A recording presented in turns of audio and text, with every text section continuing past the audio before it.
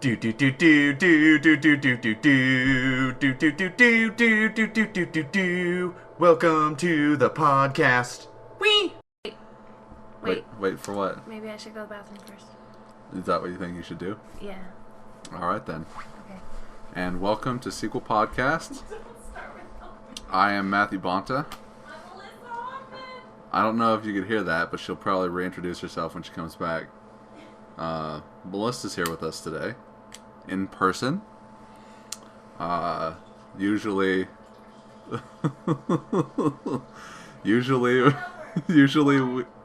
we're doing this over the internet, because she resides in Hell on Earth, otherwise known as Denver, Colorado. Hi, I'm Melissa Hoffman. And we're back. Well, she's back. I was still here the entire time. She brought me a monster. Two monsters.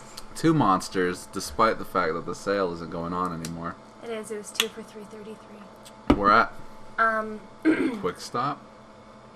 Yeah, it was Quick Stop. Maybe I should drink the other one. Go for it. I haven't had a monster in days. Because all the other gas stations and such, the sale is for rock stars now. Oh shit. They were Monster for the longest time. Here we go. Cheers. Cheers. So, Melissa, you're here to podcast today. I'm here to podcast today. I'm here to podcast We're a today. minute 40 in and you're already fucked because you took off in the bathroom. Sorry. I told you not to start. So we're going to discuss Street Meets Pavement, which you saw, but we're not going to discuss that to begin with. Fuck. So the audience has to listen to everything that I have to blather on about before they get to it. Or they could just, skip around and try to But find they don't want to miss it. They don't want to miss it because maybe we'll start earlier. Maybe we'll say a little something here and move on, and a little something, and then move on. Maybe. Maybe. But I've got a stack of things that I want to discuss. Okay. That's kind of an interesting looking stack. It's a very interesting looking stack. Because me and Kelly didn't really talk about movies last time she was over. Did you listen to that podcast? When was it? The most recent one from last week? No. Wednesday? I haven't had a chance, no.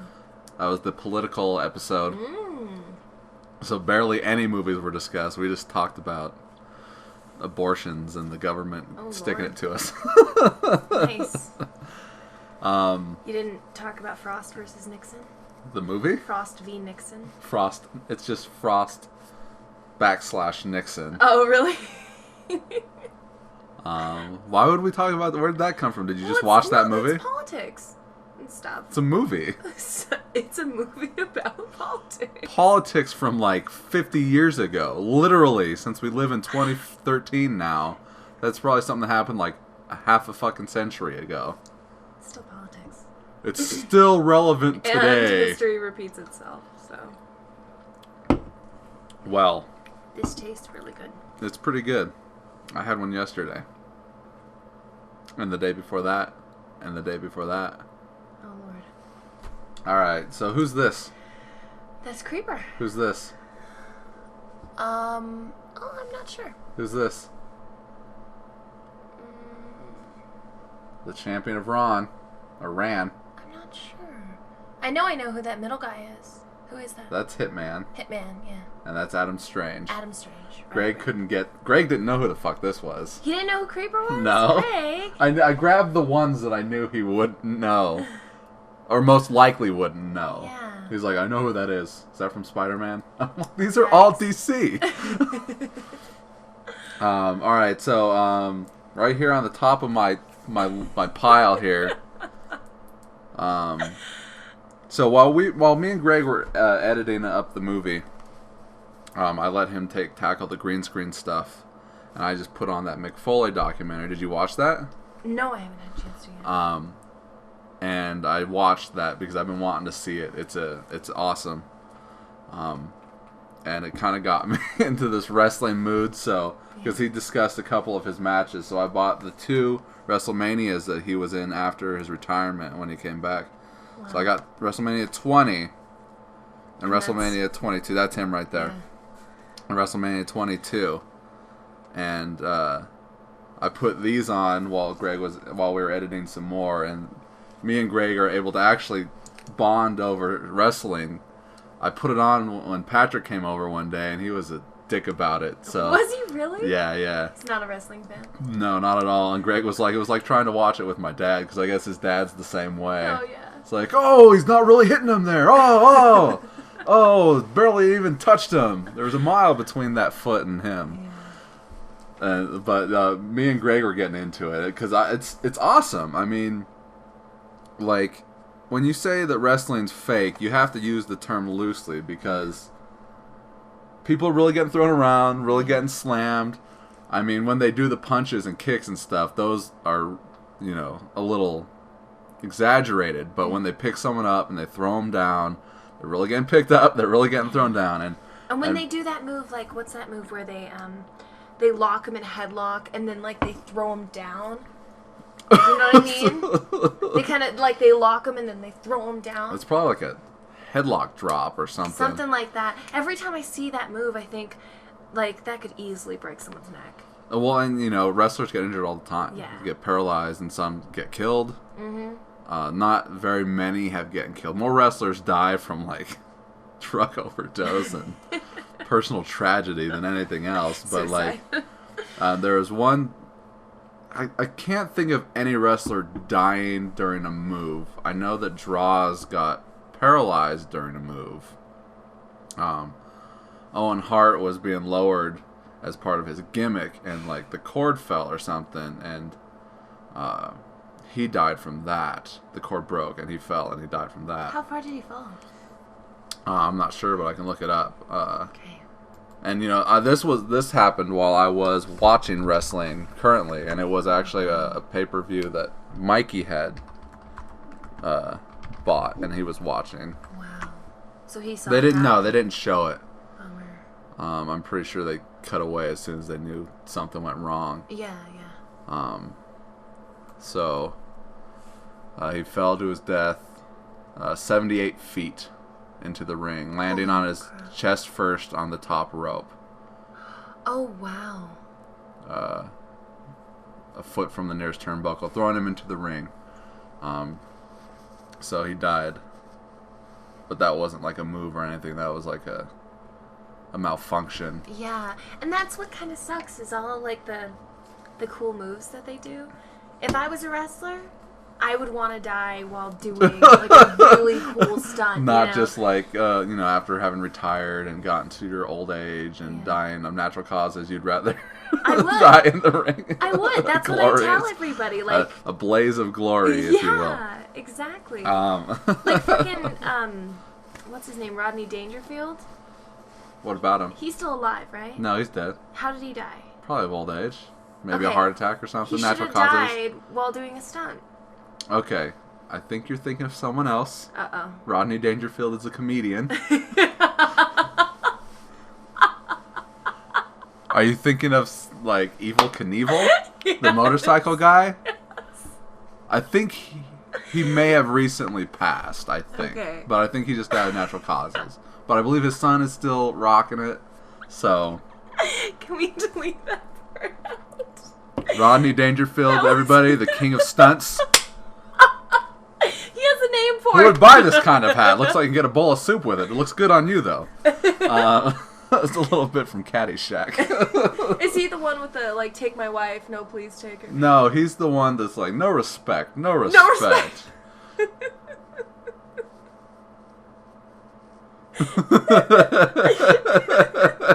Rodney Dangerfield should have died doing a stunt. I maintain that.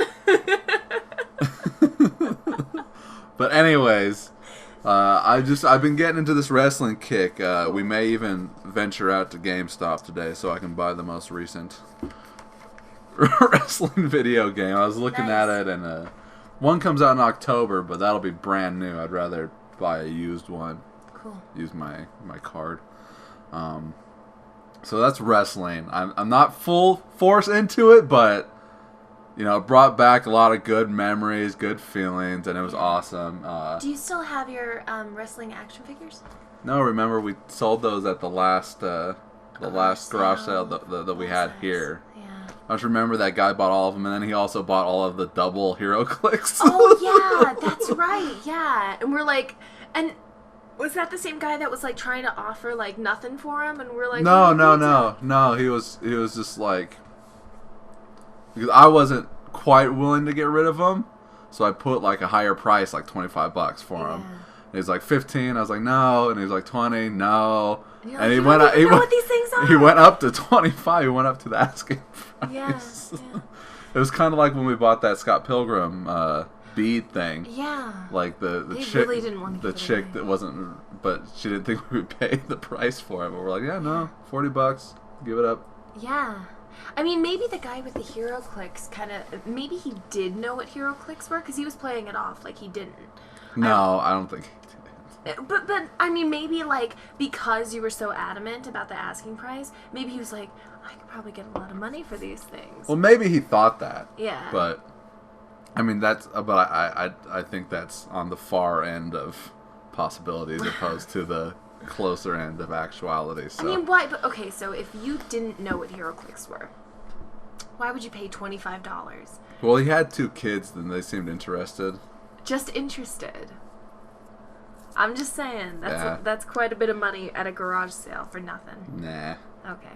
All right. So next on my list is this came out yesterday. Lords of Salem, the latest Rob Zombie film. Nice. It was a movie that I did not go and see in theaters because the very first and only time I've ever done this in my life, I actually slept through an appointment of going to see this with Patrick. Really? Yeah. So. A date? Well, you know, it's like, hey, let's go see Lords of Salem. It's at 11. I'll meet you there. Mm-hmm. And I woke up and it's like 11, 10.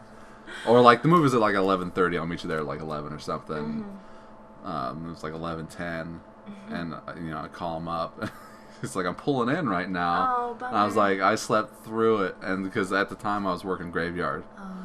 Oh, But that was like one of the only times that I slept during graveyard, like because I didn't sleep very well during the day. Still don't. yeah.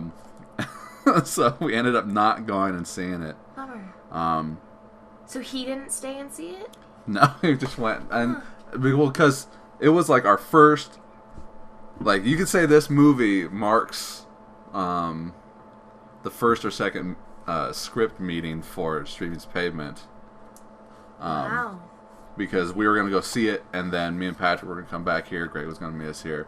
It was either the first or second one where we were going over what Act 2 was going to be about, or what Act 1 was going to be about. I forget which it was. Starring Sherry Moon Zombie. Yeah. Cool. And it's a very uneven film. There's a kind of lack of focus of what the plot is. Yeah. But it looks really good. It's shot beautifully. Awesome. But it's got no real build up. Yeah. It's just like, and it's like Monday, Tuesday, and it's got these title cards. You know, here's what's going on Monday, and it goes all the way through to the weekend. Really? But it's just kind of like, witches in Salem back in the 1700s, whenever they were burning them and everything, are kind of putting their mark today. And she was the ancestor of the head guy that was burning them. Oh, okay. So they're trying to, I don't know, it's got this weird ending, this very angelic kind of Jesus-like ending in a devil situation. It wasn't very clear what the point was. Like, they were trying to bring the devil back, but, like, his last shot of the movie, like, did he? Because she's standing there on the top of the pile of, like, naked women bodies. Oh. And she's wearing, like, a red dress thing with, like, a crown. And there's, like, a light coming from behind her. And it doesn't look evil at all. Yeah. It looks more holy than anything? It looks more, like, in the middle. Weird. But, yeah, no. So, like, that's the plot, is that the witches are trying to bring the devil back through, I guess, killing her. And there's just weird shit that happens every day, but there's no real build up. Okay. Um, Bummer. Bruce Davison was really good in it as like a a witch enthusiast or a witchcraft enthusiast. Bruce Davison. What is God, it's easiest for me to go back and think of him as he's the governor or the senator in the first 2 X-Men movies. That's like, I'm against mutants. he? Yes. Okay. Yeah, I know. He's in this. He's in this. Nice. And he was really good in it. There are some creepy aspects to it and some weird fucked up dreams that she has, but like for the most part, it's just kind of like not outstanding. It's better than Halloween though. Good. There's a quote on the back that says it's his best movie to date, which I think is kind of silly. Yeah, no. Well, you got to put things. What can top Devil's Rejects? His most mediocre film to date. What was it that I was reading? I was reading the back of one of these, and it said, like, fun to watch. And then it said, like, Roger Ebert. And I was talking to Greg, it's like, and the words before that is, not. You know, they only took, like, these 3 words. What came before that? Fun to watch. Rob Zombie ruined his career. I forget what movie it was, but it wasn't necessarily that it was a bad movie, but it's like they only grabbed these 3 words as the quote. Yeah. Like what came? Yeah, what came before that? Yeah. All right, so the woman, I had talked to you about this a little bit. Okay.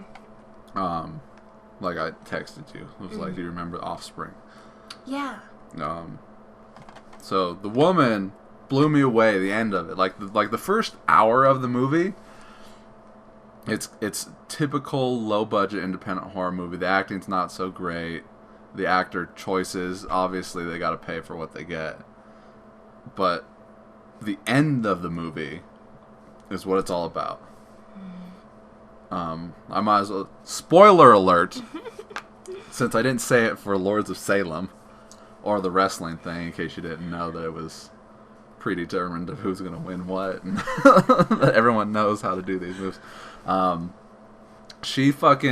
the movie itself is about, like, so you've got Off Season, the book by Jack Ketchum's about, like, a group of, like, just a tribe, like a family that's been living in the woods in the cave, like cavemen forever. Yeah. And, like, they wander into modern society and they start eating people and killing people. Offspring is about the few that survived, and that's the sequel. The woman is about the one that survived, and this dude finds her and locks her up in his, like, shed and shows the family, and it's like, this is our project. So he, like, treats her like a dog, essentially, and they're like... A project? What is he trying to do? I really don't know what the end of his plan was. Okay. But, like, he locks her up like a dog, and, like, he gets the wife to kind of go along with it because she's kind of submissive because he's, like, this dickhead. Yeah. And he's got a teenage daughter, and then a younger teenage son, and then a little, like, child daughter, like maybe 5 or 6. Mm-hmm. And he's like, this is our project. And, like, they're like hosing her down to clean her and shit, and... at one point he leaves and he goes and, like, fucks her. Obviously that had to happen because that happens in every movie that you just see it's there. Yeah. And then the son, like, it was a little weird because the son, like, he goes in with, like, these pliers and he starts, like cutting her nipple and her boob and shit. But and the daughter, who's at home because she's pregnant, but no one knows it, so she's all fucking moody and emo about it. She fucking hears it going on, and she fucking's like, get the fuck out of there, what are you doing? But, like, when the dad comes home and the mom's like, your son was masturbating to her down there, and so it didn't really explain, like, did his sister not say what he was actually doing? Right. And then from there, he, like, hits the wife because she's going to leave after everything, finally. But it was at that point because it's, what's-her-face plays the wife. She's in all of his movies. Angela Bettis from, like, May. You didn't see May. But she was in Bug, the episode of Masters of Horror. Okay. and she was in the Carrie remake. Okay. But once she like goes on her jaunt, that was like, okay, you know, because I know that she can act. That was where it got good, and that was pretty much the end of the movie. So like he hits her, knocks her out, and then the teacher comes over to talk to her parents, the girl's parents, because she's like, you know, your daughter's acting like she's pregnant. She's all these signs. Mm-hmm. And the dad freaks out and fucking knocks the teacher out and takes her to the pen where the dogs are at. And then the daughter goes to let out the girl, the woman that they have tied up. Mm-hmm. And there's actually another person that he had found in the pen that has the like blind, it's got like no eyes. And that, I don't know if it was a boy or a girl, but it attacked and killed the teacher and just ripped her to shreds. Oh my God. But the girl, the daughter, gets the woman, and the woman fucking finally is able to unleash, and she picks up this fucking like lawnmower blade. Yeah, I was wondering what that was. And she kills the mom, kills the dad, kills the son, and in this awesome, you know, climax. And then she takes the little girl, and they leave. And then I guess the teenage daughter goes after her. And then it's got a weird, like, claymation dream sequence after the credits. Tramps was interesting. This is Danny Boyle's most recent movie. Another one that I missed in theaters. Is that Rosario Dawson? It is Rosario Dawson. And the interesting thing is, like, she's completely naked in this movie. And you actually see, like... Vagina? Yes. Cool. Like, spread open vagina? No. Okay. But it was more than I thought you would ever see in like a movie. Such a prominent actress. Yeah, but see like the top of the gash. I don't know. Gash? This is gash. Did you just call it a gash? I did call it a gash. Oh my lord. I don't know what else to call it. Top of the opening. You could say top of the vagina. Top of the vagina, but like. Fine. Top of the gash. It's not a gash. Your face is a gash. You have a big old gash on your face, and sound keeps coming out. Well, and then here's the next movie, Crash, which I watched. Okay, and what was Crash? Like, how did you procure it? I got this for... I was going to say Halloween. I got this for my birthday from you. Yeah. And it's like... the most sexual movie I've ever seen in my life. Is it really? Yeah, it's about these people that get off on car crashes. They get all horned up about it. On other people's car crashes or being in car crashes? In, around, every kind of car crash possibility that they can get, they get all horned up. And there's guy on girl on girl, and guy on guy. Wow. in this movie, so... Oh my gosh. Appeals to all audiences. Whatever you're into. Unless you're not into car crashes. But it was different. Cronenberg movie. Greatest movie ever made. Seconds. I'm just going on about movies. I don't need to go on that one. But this one I watched. 5-Year Engagement. Okay. Like, I had never really heard about this movie when it came out in theaters. Right. It went beyond my radar because I don't go see a lot of comedies, so I don't see a lot of comedy trailers. Yeah, I've never heard of this. Really? Really? I remember, like, it's like, oh, 5-Year Engagement came out today. Never saw a trailer for it. Yeah. I don't remember when it came out. I think last year at some point. It's really new. Okay. But Jason Segel wrote it. Okay. It's his follow-up to Forgetting Sarah Marshall, Okay. which we didn't like. Right. But this one was interesting because it's a lot like what we went through. Really? Yes. I mean, it's called the 5-Year Engagement, which we didn't have. Right. But they get engaged, and then she gets this opportunity, and it sends them to Michigan. So he leaves behind his life in San Francisco. And it just kind of, their relationship falls apart because of it and everything like that. It was a lot like ours. Because we moved to Denver? Yeah, we moved to Denver, and, like, you know, it put a strain on our relationship. But, like, a lot of it is very close. I mean, I didn't get all upset like this like I thought I would, because it's essentially a comedy, but really it's more of a drama than a comedy. But, like, Really? it's funny. Crazy. I've been in, like, a romantic comedy mood. Have you? Yeah, well, like, because I'm having Kelly watch all these horror movies, and she's kind of been having me watch all these romance or romantic comedies. Role reversal. But there are certain things that kind of push me over the edge to watching them on my own. So like Chris Pratt, I'm in a big Chris Pratt mood. So he was in this, so I got it. And I watched Failure to Launch the other day. It's like, Bradley Cooper's in that. Okay, I'll watch it. Yeah. So, but yeah, so like, the only thing that's different is the way it ends. Like, you know, movies have to end. Our lives haven't ended yet.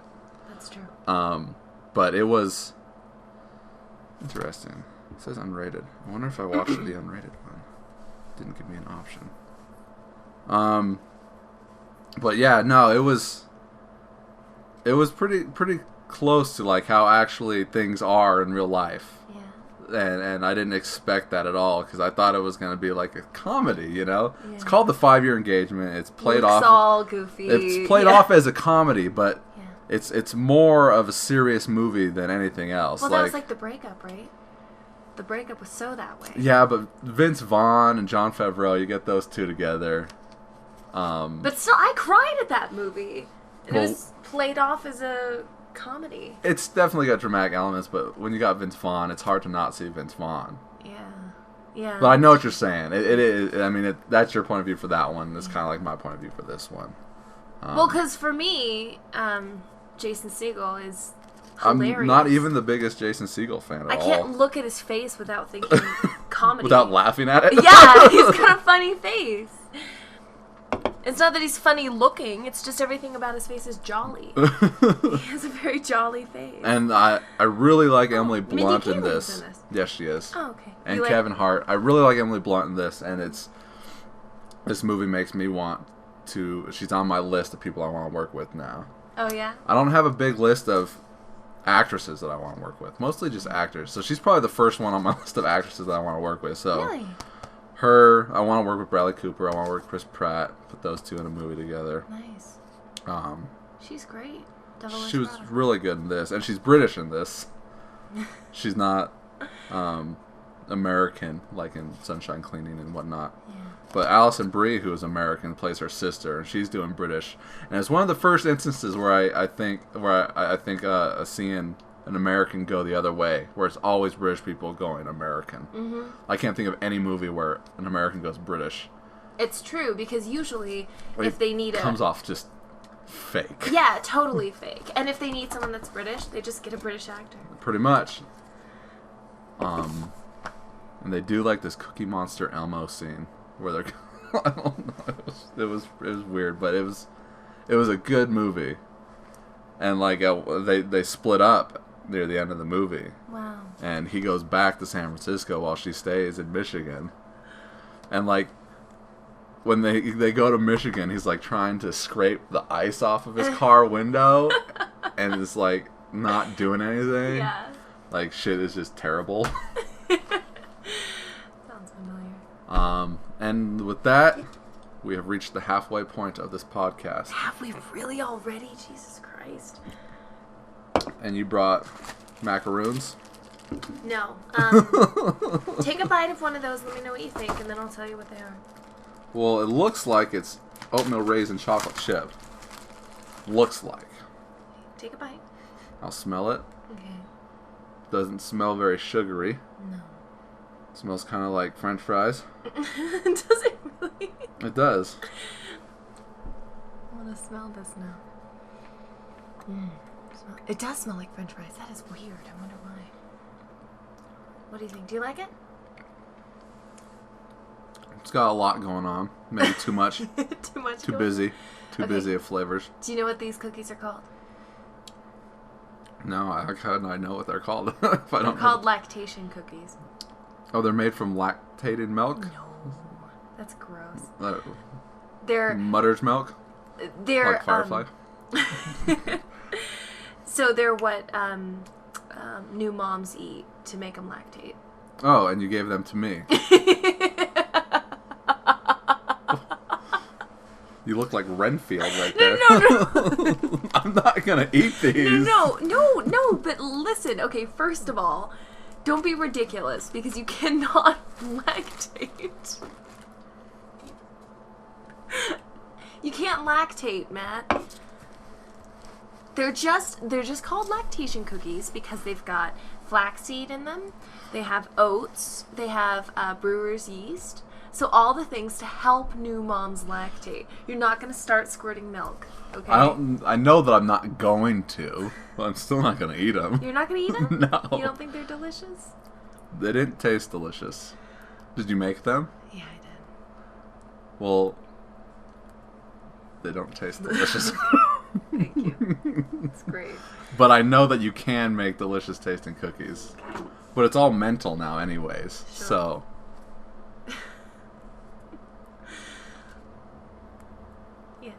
yes. Where are my Wes Crazen cookies? I didn't make Wes Crazen cookies. That's what you should have brought me. Sorry. No, they taste fine, Melissa.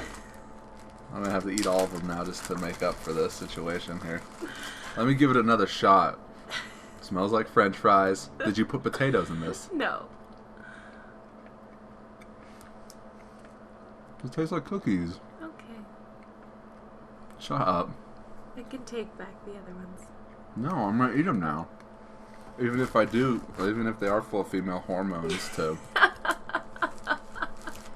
No, I've been in a cookie mood anyways. They taste great, Melly. Okay, thanks. Don't feel sorry for yourself. Gosh. Do what I want. No. This is what I had to live with for 8 years. Someone feeling sorry for herself all the time. Can't take any kind of criticism. Speaking of criticism, you just watched Street Meets Pavement. It was terrible. I hated every second of it. You're a terrible filmmaker. Just like these I hate cookies. it. It smelled like French fries, and it made me lactate. That sounds like an awesome movie. I don't know where to start. Well, let's start with, so, this was the first movie that you're not any part of whatsoever. I was a part of it. Although, fuck you. As far as the filmmaking process goes, behind the scenes, directing, writing, producing, Had nothing to do with it. got nothing to do with it. You came in for a quick little cameo, but one can say that if not for you, there are certain parts of the movie, if not the whole thing, wouldn't get made. Also, there is even a little bit more of an influence after all is said and done, which I'm sure you noticed after watching the movie. Quite a bit. Well, I mean, beyond just the content of what's written, but like the end of the movie song. I was so happy about that, Matt. I cannot fucking tell you. So we can start at the end of the movie. No, That's we're not fine. going to start at the end of the movie. Okay. Let me go with this. Okay. So you had, other than everything that I just said, you had nothing to do with the movie, which is different because you are part of Sequel Productions.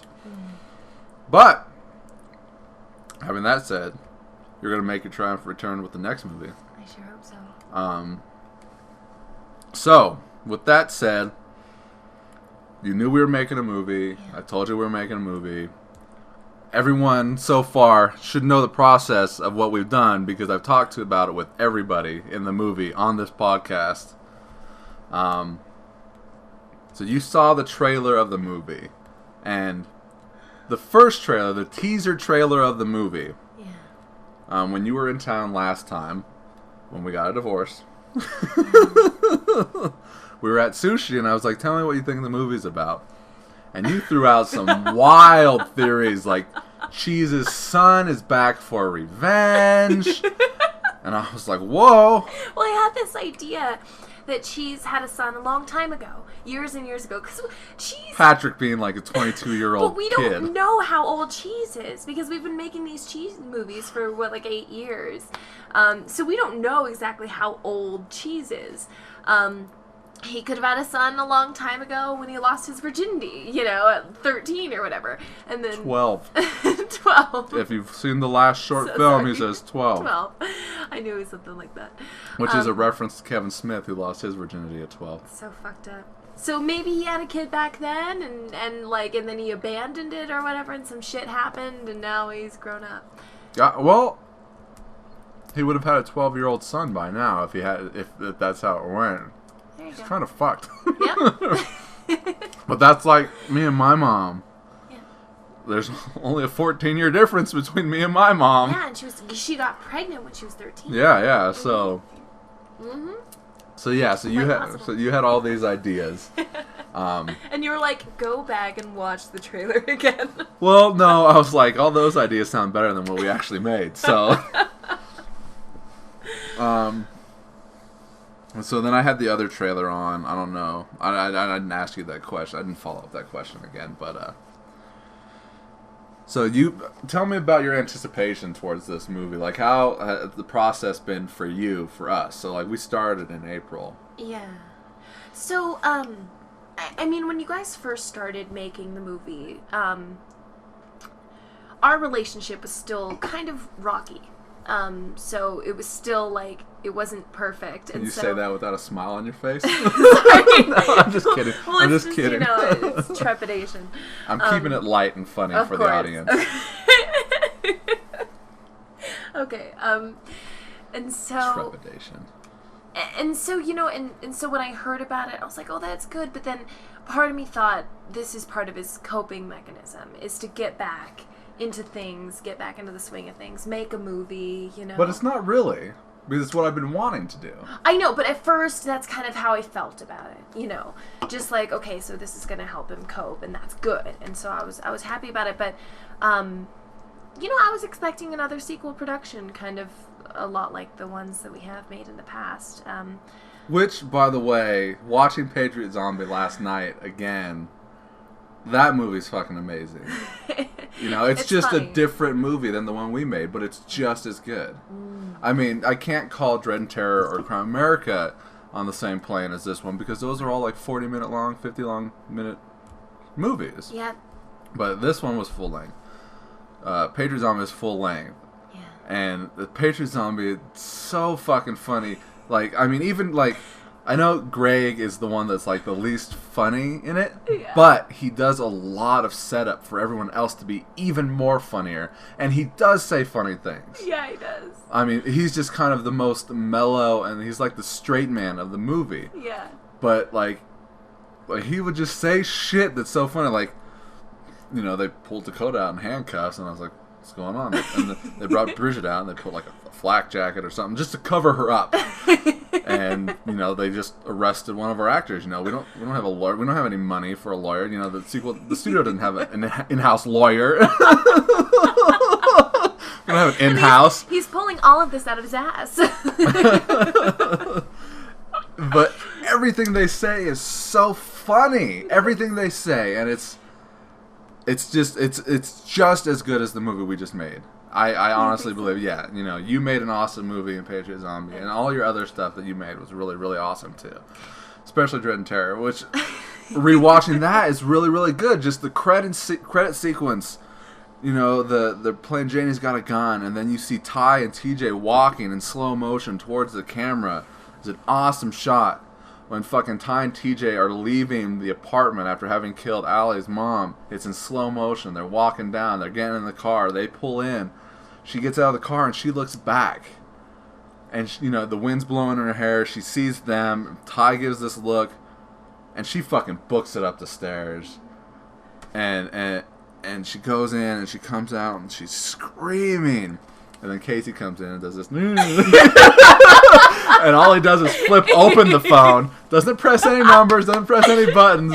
I mean, but you don't need that to know what's going on. But, like, we can laugh at that. Yeah. Just like I'm sure Brad Pitt can watch a scene and be like, okay, I know right there I was just dicking around or whatever. Yeah, sure.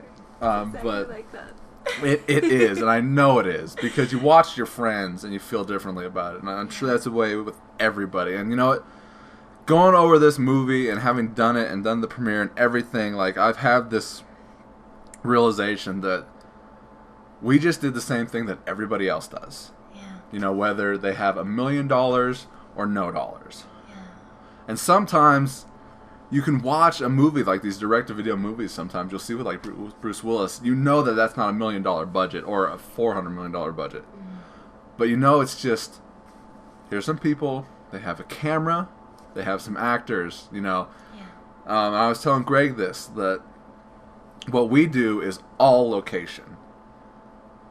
So there are movies where they're on location, and it's just like us. I was watching. We had Jennifer's Body on, and they're in the forest, and they're filming that scene where they kill her, and it's like they're just in the forest filming that on location.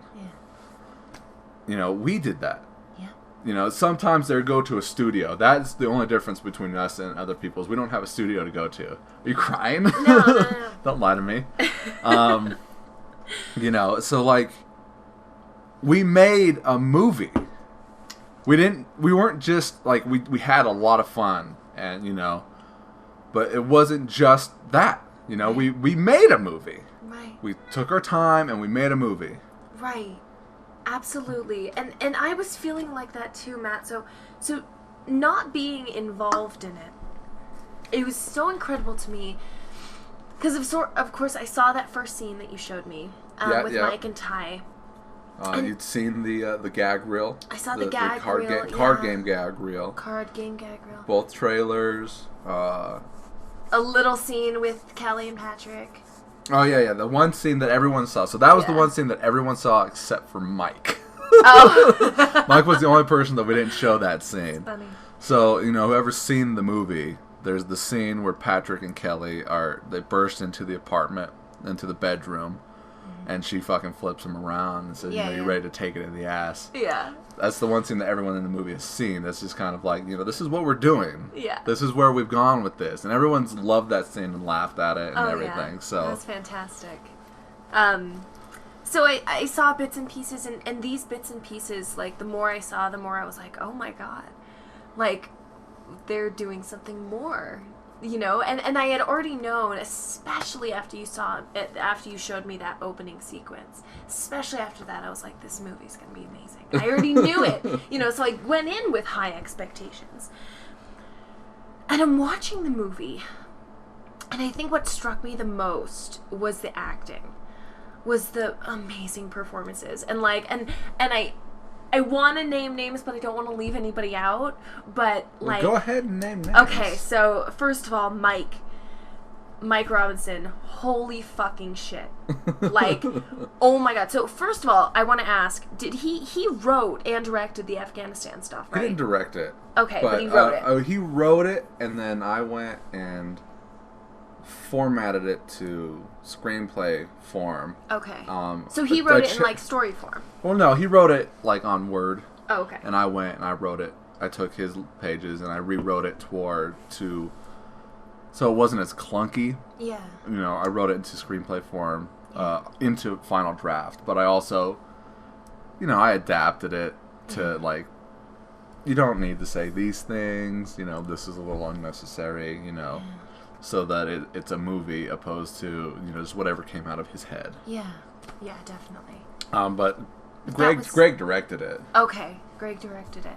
So that whole sequence, I actually, while I was watching it, it was only like a few seconds in that I was watching it that I was kind of like taken out of where I was. So I was sitting on the couch, I was on my laptop, and I had my earphones in. I was kind of taken out of where I was, and I felt like I was sitting in a movie theater watching a professionally made, like, you know, movie with a high budget, and this might as well be fucking Brad Pitt, or not even Brad Pitt, you know, Jake Gyllenhaal, whoever, you know, and it was just like, and my heart was breaking, and I actually cried, like, during that scene, and then when Mike goes in the bathroom, and he's like, what does he say? He says, "You're not dead." I'm not here. He's saying, I'm not there. I'm not there. I'm here. I'm not there. Isn't he saying, "You're not dead"? You're not dead? I don't think he's saying that. Oh, well, whatever he's saying is, When we were watching that at the premiere, I think it was Patrick and Justine. I think Greg was there too with it. This, like, they were like, oh, it would have been so cool if he fucking ripped that thing out of the wall. I know! He looked like he was about to. I had never seen a performance from Mike like that. And this is the thing where I was not involved in this at all, but I know all these people. Not only do I know all these people, but I've seen most of them. Well, you directed Mike and Dutch. Yeah, I've seen most of their performances before. I've directed most of their performances before. And so to see it, it's like, I can't even, it's indescribable. It's phenomenal, fucking phenomenal. And Mike, I was awestruck, and I was just like, Jesus fucking Christ. Like, I see a potential in him that I don't know if I've ever seen, you know, and you can have some of mine if you want. Okay. And I saw a bit of that in Dutch, when we directed him in Dutch, because, you know, he had kind of come back into the sequel family with Dutch, and it seemed like he was like a different person, you know, and he had this, like, his acting was great, and he was funny, and I was just like, who is this person? And that was fantastic, but this was, like, it brought it to a whole nother level. Kelly, it's almost like she was... Breakout star, Kelly Breakout Stoll. star! She was made for the screen, I feel like. I feel like if she does not pursue an acting career, she's missing out on something big. She's being an idiot! You hear that, Kelly? I mean, first of all, like, I just think, like, the way that she looks is perfect for the screen. Just everything about her kind of glows, you know, on film, and so she's captivating to watch, just physically. She's also captivating to watch because of, like, I know what a sweet person she is, and then she turns into, like, this, like... Spoiler alert! You know, like, first of all, she turns into this, like, kind of butch, like... talking like a sailor, like, bitch, you know? And this, like, smart, cunning villain. She can play all of it, you know? And then also, the way that she is with Greg, you know, she can play someone that you see a little bit of vulnerability in her. I just told her this, too, the other day. Oh, really? Yeah. So she has this amazing range, and she's stunning. Like, she needs to be in movies. And so, like, She's got the natural acting ability to where she doesn't really have to try. She doesn't. It's just, it comes naturally, and it's... I was so amazed, and I was just like, that is so awesome. Really surprised at... it was Justine, right? As Jenny. Really surprised at Justine. I didn't really know much about her and how she would work. Part of me felt like, oh, well, they just got her because, you know, she was available, and, you know. Well, we had Lost, who was originally going to play that part, and I was, you know, I got pissed off. I mean, I've told you this story, but, like, in retrospect, having seen the movie and everything, I can tell it again. Yeah. We lost who was going to play that part, and I went to Facebook and was like, you know, it's fucked up. I'm pissed off. This person fucking quit on us. I know that I know people, and I know that the people I know people. Yeah. So if anyone out there can help us out, we need a female to be in this. And she stepped forward and said, you know, I can help out. That is awesome. And I feel like, and you said originally Kelly was going to play that role, right? No, Kelly auditioned for that role. That was the role that she wanted. Oh, okay. And so, like, we auditioned, you know, both her and the other person. Yeah. And we auditioned both parts. Okay. And we were thinking, okay, Kelly as Jenny. Yeah. And then Greg's friend as Diane. Yeah. But, you know, and thank God Kelly came in first. God. Yeah. And she auditioned. I mean, didn't I show you the audition? I showed you the audition. And she read Jenny. And thinking back on it now, she read Jenny probably a little too strong. Yeah. And so when she read Diane, it was that much more stronger. Yeah. And it's like me and Patrick, after she left, we were just like, that's Diane and not right. Jenny. Right. I completely agree. And I feel like Justine fit the role of Jenny so well. Because, and I need to be careful the way I word this because I don't want it to come out bad, but when he's at the NA meeting, real quick, since we're on the topic of the NA meeting, Jeff fabulous. Fucking love it. That was amazing. It was so like seeing Jeff in that scene was like seeing a beloved actor, you know, in some random cameo, and you're just like, oh my god, I love it. You know? That is awesome. Like Channing Tatum at the end of Yeah, This Is the End. exactly. And you're like, yes, Jeff, you're awesome. It was perfect. Like, just the clothes, what he was wearing, the way he was acting, it was flawless. That performance, that tiny little performance was flawless. So anyway, so Jenny Justine. At the NA meeting, she was so believable as a Former drug addict. Not to say anything bad about her, just the way that she was acting, and she seemed just like so believable that she was, you know, a recovering drug addict. And then to switch, she was so believable as you know, like the gonna get married and have a kid and everything. And oh my god, that scene where they're walking up the mountain, they're like hiking up the mountain, that sequence, like, I was crying at that sequence. I was like sobbing. And just the way that everything was cut, that was flawless. That was absolutely flawless. Unlike anything I've seen. It was one of the many scenes in that movie that I thought was unlike anything in any sequel production, because there was nothing wrong with it. Absolutely nothing wrong with it. With that, It was perfect. that walking scene? Yeah. It's funny because there is something wrong with that scene. Really? Yes. What's wrong with that scene? You wouldn't know it, but Is it her hair color? no, it's nothing wrong with the people. Okay. But what we've been doing with this movie is we color correct the video, because there's a setting on here, or white balance is what Yeah. it is. So there's a setting on here. You go to something white, hit the button, and it'll white balance to the situation. Cool. We didn't white balance that one scene in the whole movie, so it's a Really? little washed out. It's a little bluer than it should be, because But at the I end of the love day, that. I know. But I love that because it's silent, and it's just like, and there's music playing. But it's the one. If you talk to Greg about it, he'll be like, "Man, I really wish that we would have white balanced that scene." That was a perfect scene, in my opinion. That was a perfect sequence.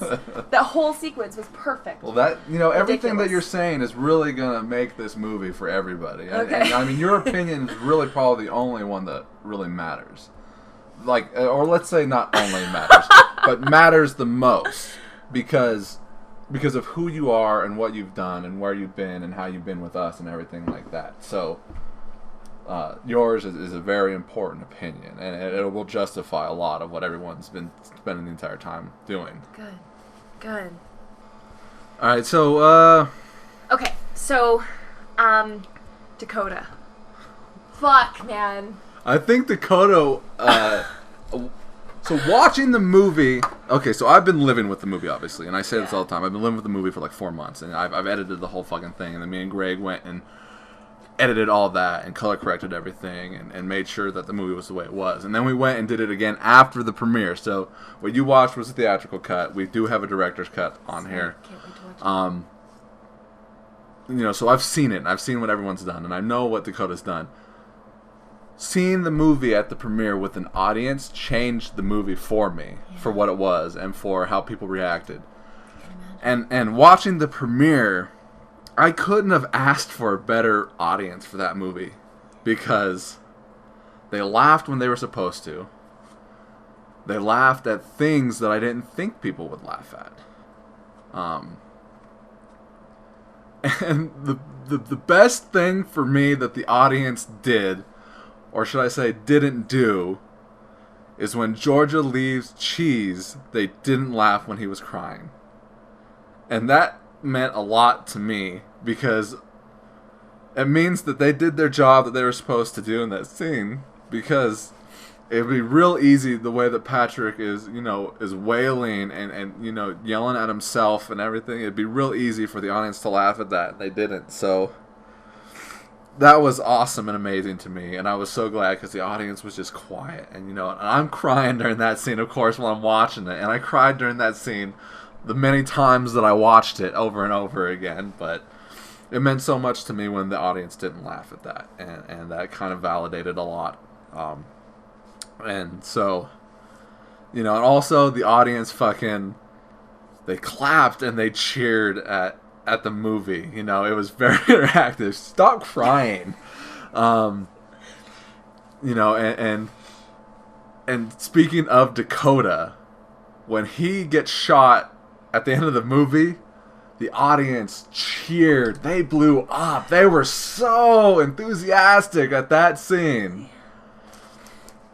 And it was like, yes! Because he's asking for it the whole movie. He really is. And you know what? I didn't really see him asking for it every time I watched it. Like, I get it, like right at the end, but like you watch it and you see it and you think like he is even more of a scumbag than I realized, because Dakota's such a nice guy. Yes. And like he plays the scumbag in a nice guy kind of way. Which is how I see it, but then you see the movie done and completed and with the audience and the way it's supposed to be seen, it's like he really isn't. There's more there. His niceness is scumbaggy, not just the other way around. Right. His scumbaggy is nice. It's his niceness is scumbaggy. Like it's right. And it was, I mean, to me, it's crazy because you know how I feel about Dakota. He's the nicest guy in the universe, He really right? is. Like crazy nice. And even that first scene when he's introduced, which by the way, like there's something so amazing about every single person, every single character that's introduced in the movie. Or, you know, that we already know of, Boop and Jones and Cheese and, like, all Dutch. these people that I know. And every time you see them for the first time in the movie, it's just like, oh, shit, there they are. They're back! Oh, man! And so when I see Dakota for the first time, that is a fantastic scene. I have to ask. The audience loved that. The audience loved that. Is he masturbating? He's jerking off. Okay. And the audience got it too. The audience got it too. They were like, "Oh no!" And I was like seeing that. I was like, "Oh no, Dakota, don't do that." Script wise, he's in the script. He's got like a hooker with him, giving him a blowjob. I was waiting for a head to pop And up. her head pops up, and we're like, we can't get someone to do that. Let's get a fucking blow up doll. And we couldn't get that last minute either. So we're like, you know what? He's jerking off. And when we went in to film that scene, Greg, I was like, did you get... Because I was inside changing, I think, when he went outside to film that scene. And I came out, I was like, did you get him jerking off? And he was like, no, we just shot it straight. And I'm like, no. He needs to be jerking off. He is a scumbag. Yeah, and this he is the scene that sets up how much of a scumbag he is. And you need to do it that way. It's true. Especially because he's talking... He's getting off on her, cussing at him. That's what he's doing. That's why he says, Diane, fuck you. Because he knows she's going to explode at him. I So know. that's what makes him come, is her saying, fuck me? Fuck me? He's like, No, yeah! fuck you.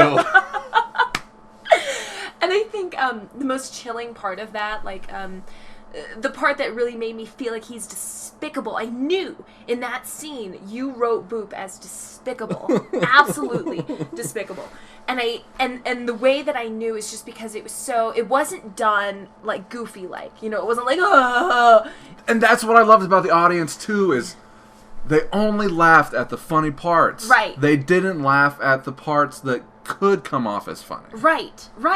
And that was, I think, in large part the actors, just the way that they played it, He Exactly. wasn't goofy. He could have very easily, especially in a sequel production, played it, Yeah. But it was just like, it was more just like, kind of like sickening and just like, oh my god, like, what a douchebag, what a sick. And I was like, no, Dakota, because now I'm totally going to see him in a different light. No, you're not. I know. No, you're not. I know, but I did for the length of the movie, and that's something that I've never done in a sequel production before. The one regret I have about it is I never wanted him to take the sunglasses off.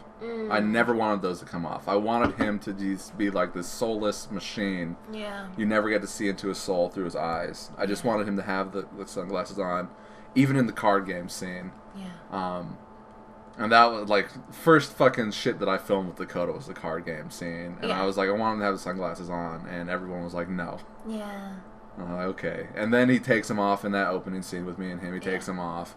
And then you see him, they kind of come off a little bit later, too. But, like, I wanted him to have those sunglasses on the entire movie. Yeah. And I think, for me that's, I've never seen in a sequel production before is, these people changed. Over the years? No. They became not my friends anymore. They became these characters. The characters in the movie. And that was especially with Dakota. Because I know what a nice guy is. And because we're close. And then he just, like, does a complete 180, and he's a totally different person. And, like, I almost don't want to believe that's the same person. You know, like... Watching that movie, I realized that we say fuck so many times in that movie. Yeah. Especially as the more the movie goes along, it's like every other word is fuck, and then we're saying cunt every other word. Yeah. And then I'm watching these card game scenes, and it's like me and Dakota are just saying the worst possible things that we could say to this woman sitting here. I know. And that's chilling. Because that, to me, like, isn't, like lighthearted And that's joking. after rewriting it to give her a little bit more of an upper hand. Yeah. Before I rewrote it, it was all us, and she had nothing coming back at us. Oh my god, it's crazy. It's crazy. And the shit that Dakota's just spewing forth, like, I should say poop. I knew. Spewing forth. I was waiting for the moment where he's like, my mother sucks better dick than you do. I'm like, that line is just one of the worst things someone can say. I know! And it was kind of funny when he got to that. He's obsessed with blowjobs. He's obsessed with blowjobs. In the worst way, because it's almost like he's obsessed with making someone give him a blowjob.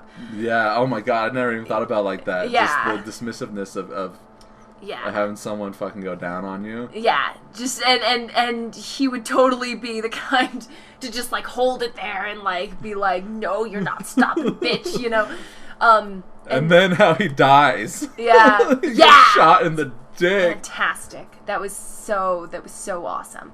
But Because you see the shot of him. He's like, I got something for you, detective. You better believe I got something for you. God. You're gonna suck my fucking dick. Yeah. You, Me, me, my dick. And then he's standing there with the shot of me holding cheese, and you see his head through his legs, and Patrick is you know, he's like, oh my god, there's nothing I can do. I can't get out of this situation. Yeah. The pants drop. Yeah. And there's fucking, you know, like, essentially Patrick staring at his dick. Yeah. And his head goes to his happy place, and it flashes to him and his family. Yeah. All that he can do, really, in this situation. And then it comes back to him. And there's Dutch, Yeah. fighting with the gun.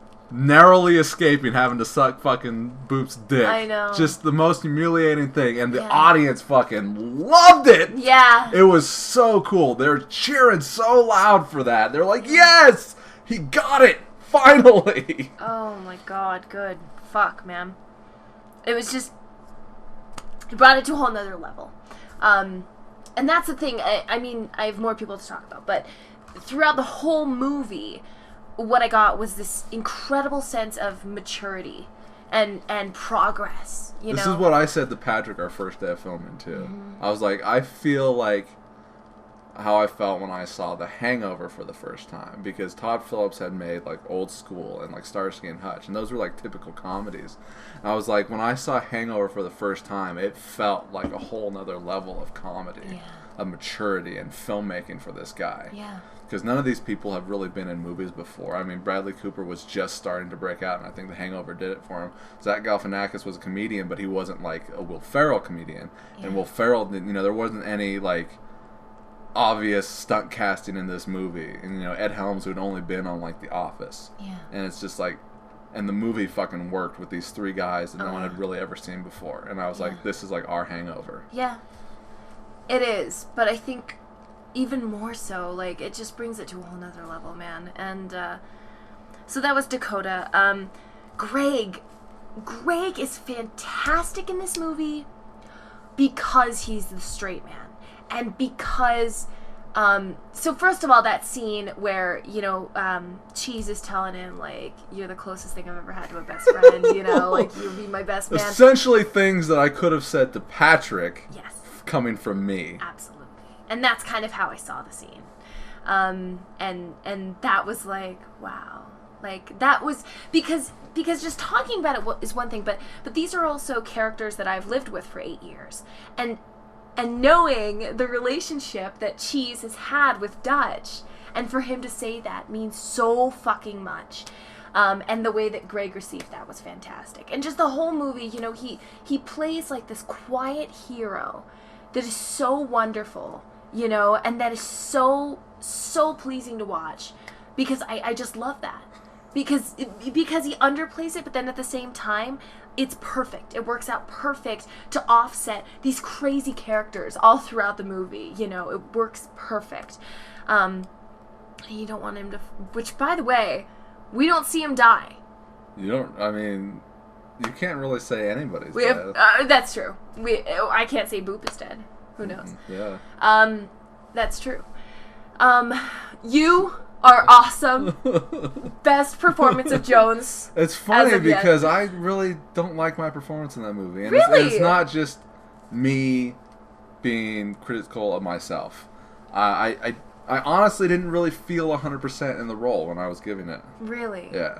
I feel like it was a different Jones. Okay, so maybe Thick Crust Jones is the best it's definitely... Jones. Well, I don't know about that. That's classic to me. That's like classic. This is closer to Thick Crust than it is Dread and Terror. Dread and Terror, I was definitely playing a character. Thick Crust, I didn't want to do Thick Crust because Patrick was just like, "Hey, let's film this. You're Jones," Yeah. and I was like, "Well, I'm not ready for this."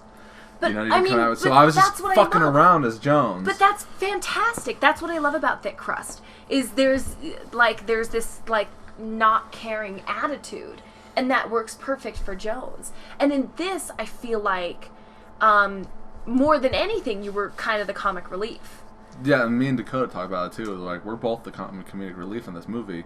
I think you more than anything, because Dakota, he's funny, but it's more of like we were talking about, that scumbag funny that's more sickening than anything else. And for you, it's kind of like your dog. It's like he doesn't know, you know. It's like he's just following along. Well, like I said, I don't feel like I gave 100% of my performance in this movie, and it's mostly because I'm only in it by necessity. I wrote the movie, and I wrote myself in it because of what the movie is. Yeah.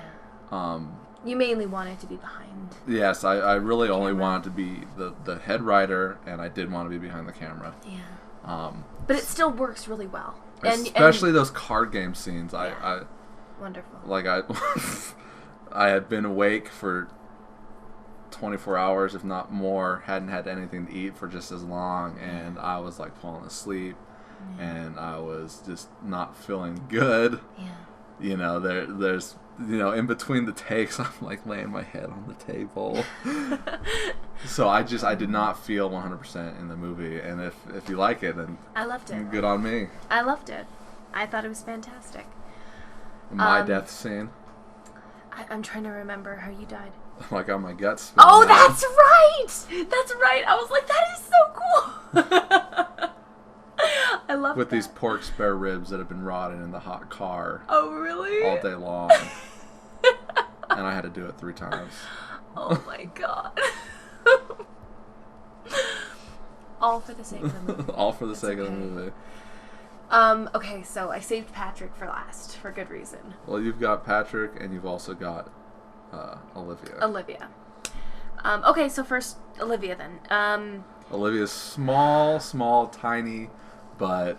It was tiny, but so important, and I sobbed. Like, every time she was on screen, I was sobbing. I was racked with sobs. My sister was in the next room, sleeping with the baby, so I was trying to be quiet, but I was just... And then when she goes in the shower and there's blood, I'm just like, oh, fuck, man. And some of the things that she's saying to Patrick, of course, to Cheese, and I'm just like, deja vu. Verbatim of an actual conversation. So, that scene where he brings her downstairs and she's like, I'm sorry, I love you, and she says, I'm pregnant, and he doesn't stop. That was heartbreaking. I was like, what the fuck?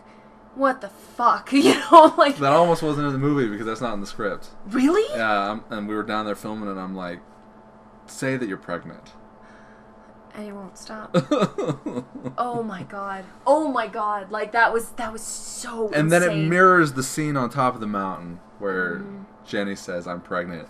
Which also I told her to say on the spot right there, too. Yeah. Yeah, exactly. So it's that contrast. It is that contrast. Heartbreaking, wonderful, awesome performance. So from essentially, Olivia. she's miscarrying in the shower. I there. know she is. Okay. I realize that. I don't think a lot of people got that. I think, yeah, I was thinking because the blood, I'm like, well, it could just be that she's washing off the blood from when he was whipping her. But I got it. I got it right away. Yeah. That's why there's so much blood, obviously. Yeah. 'Cause we went through that ourselves. You should have just had like a fetus. It's like this baby comes floating in like a doll, the Living Dead doll. Covered in blood. It's fucked up. The cat's licking the water. So Olivia's performance is fantastic. And then she comes in and she breaks up with him. Yeah. And that song, the song that plays, Yeah. sticks, babe. I've been like cleaning up, or I had it playing. I had the music just kind of playing, and that song came on, and I was like, "This is the song." Yeah. You know, do-do-do-do-do, you know, however it Yeah. starts, and then it goes silent, and it comes up again, and it's just like, "Babe, I'm leaving. Yeah. I must be moving on. Yeah, that was... Our time is drawing near. And more than just the I words of will the be song. lonely without you." Yeah. Just the way that the song sounds worked so perfectly for the scene. Well, yeah, while she's leaving him, and he's just breaking down, and then... So Patrick, Well, let's finish talking about that scene, and also there's more George's stuff too. So like he destroys the bedroom, mhm, you know, and he grabs the pool cue, mhm. the broken pool cue from Crime America. That's a reference back to Crime America that Yeah. TJ broke in half, and he throws up all over the ground, and Yeah. he picks that up and he smashes the TV, and that was the first thing that we filmed of the movie. That scene was the first scene that we shot in the movie. Was it really? Yeah, so we shot that scene back in like June 2nd. Jesus Christ. That was the very first thing we shot, and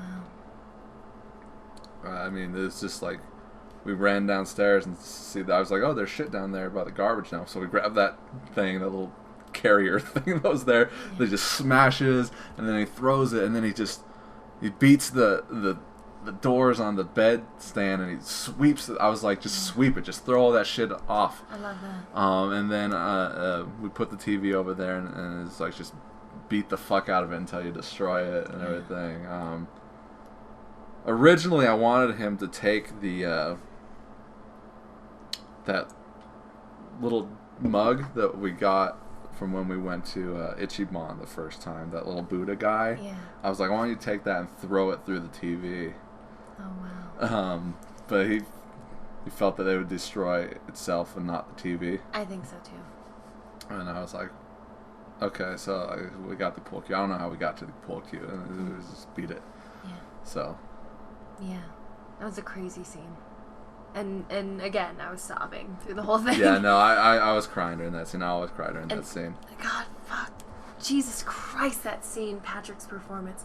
I never knew that Patrick could act like that. You know, when we had Olivia over, this was before like everybody knew that was like a real scene. Yeah. And Olivia was over, and we were rehearsing that scene, and like, me and Greg were kind of directing her, and Greg was telling her, no, this is why you're doing this, and I was like, no, that is not why she's doing this. You know, I forget what the conversation was, but like, he was directing her the obvious way. Yeah. And I was like, no, that's not it. That's not why she is doing this. You know, she's doing this, you know, for whatever. Mhm. You know, the real reasons why. You know, I was like, I had to get that point across as to, you know, it's like, okay, yeah, he's beating her and everything like that, blah, blah, blah, blah, blah, blah, blah. But that's not it. Yeah. So. Yeah, that's not all. And then, of course, at the end of the movie, we see Olivia again, and it's Patrick that killed her, and there's that shot of him as Freddy. Yeah. And then it fades Loved that. to him, Yeah. because it was him. That was fantastic. And she's there, and she's just like, cheese, and he's all drugged out, and he sees the demon. Yeah. He sees the demon, and because he thinks it's a demon, so he Yeah. doesn't kill Georgia, he kills the demon. Yeah. Yeah. And you know, that breaks my heart, that seeing her get killed like that too. Yeah. That was heartbreaking.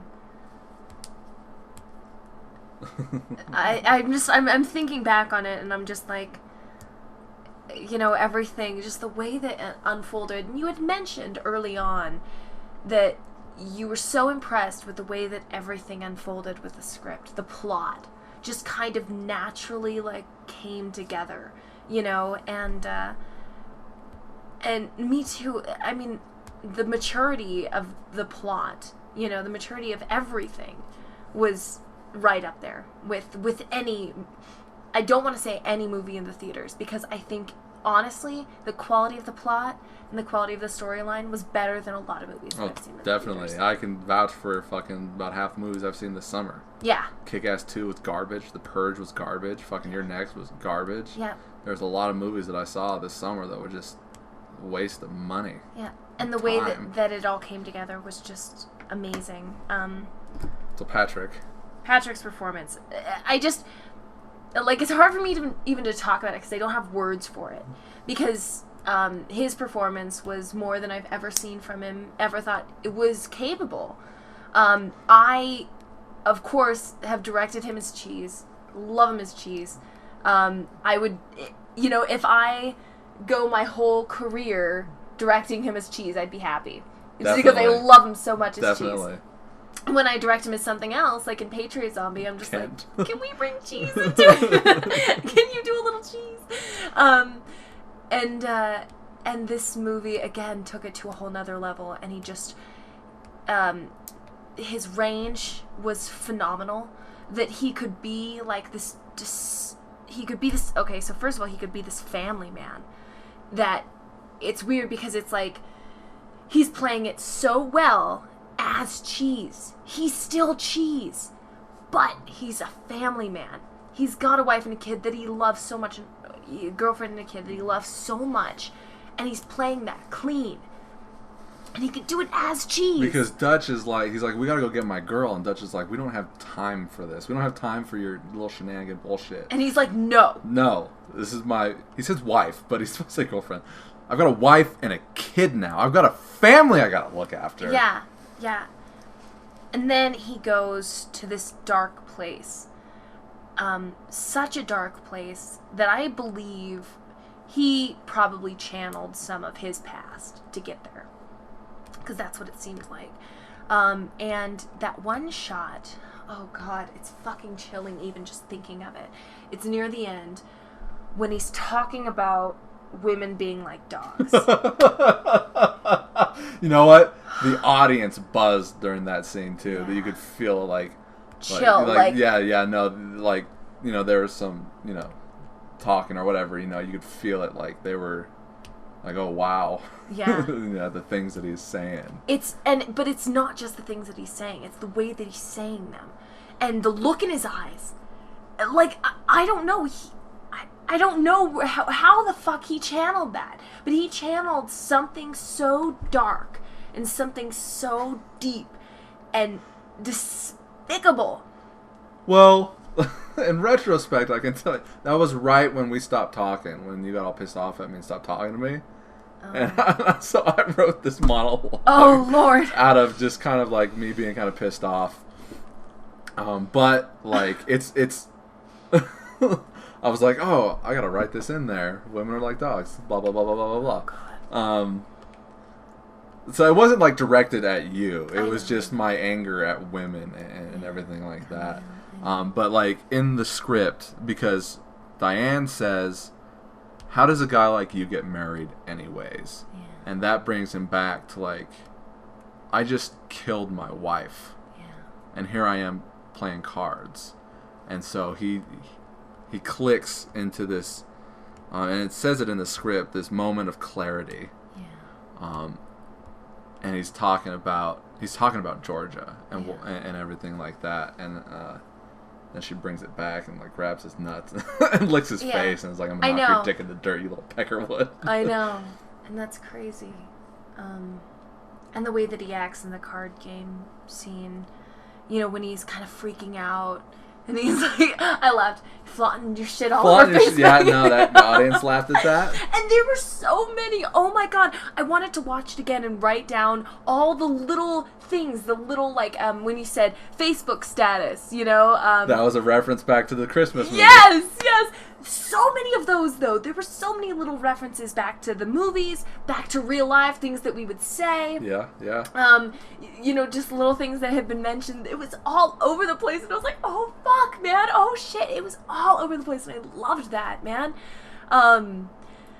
It was just... God, the whole movie. Oh, my God. The acting, some of the things you guys did. So every movie we've done is a sequel production. I feel like we've done something or a few things that we've never done before, and that you know, we're getting better at. That makes us better. One of the things, of course, is the green screen. Looked fantastic. Not flawless, of course, but it looked fantastic. I loved it. You know, just the quality of the photography. When, like, in the Afghanistan scene, everything was framed so well.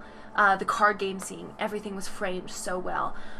Just the way that it looked, you know, was so good. It looked good. It sounded good. For the most part, you know, there weren't whole lot of parts.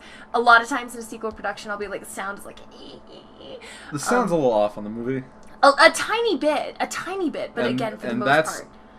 That's either the process of it burning onto a DVD or something, that's what it is. But it's never happened before, so...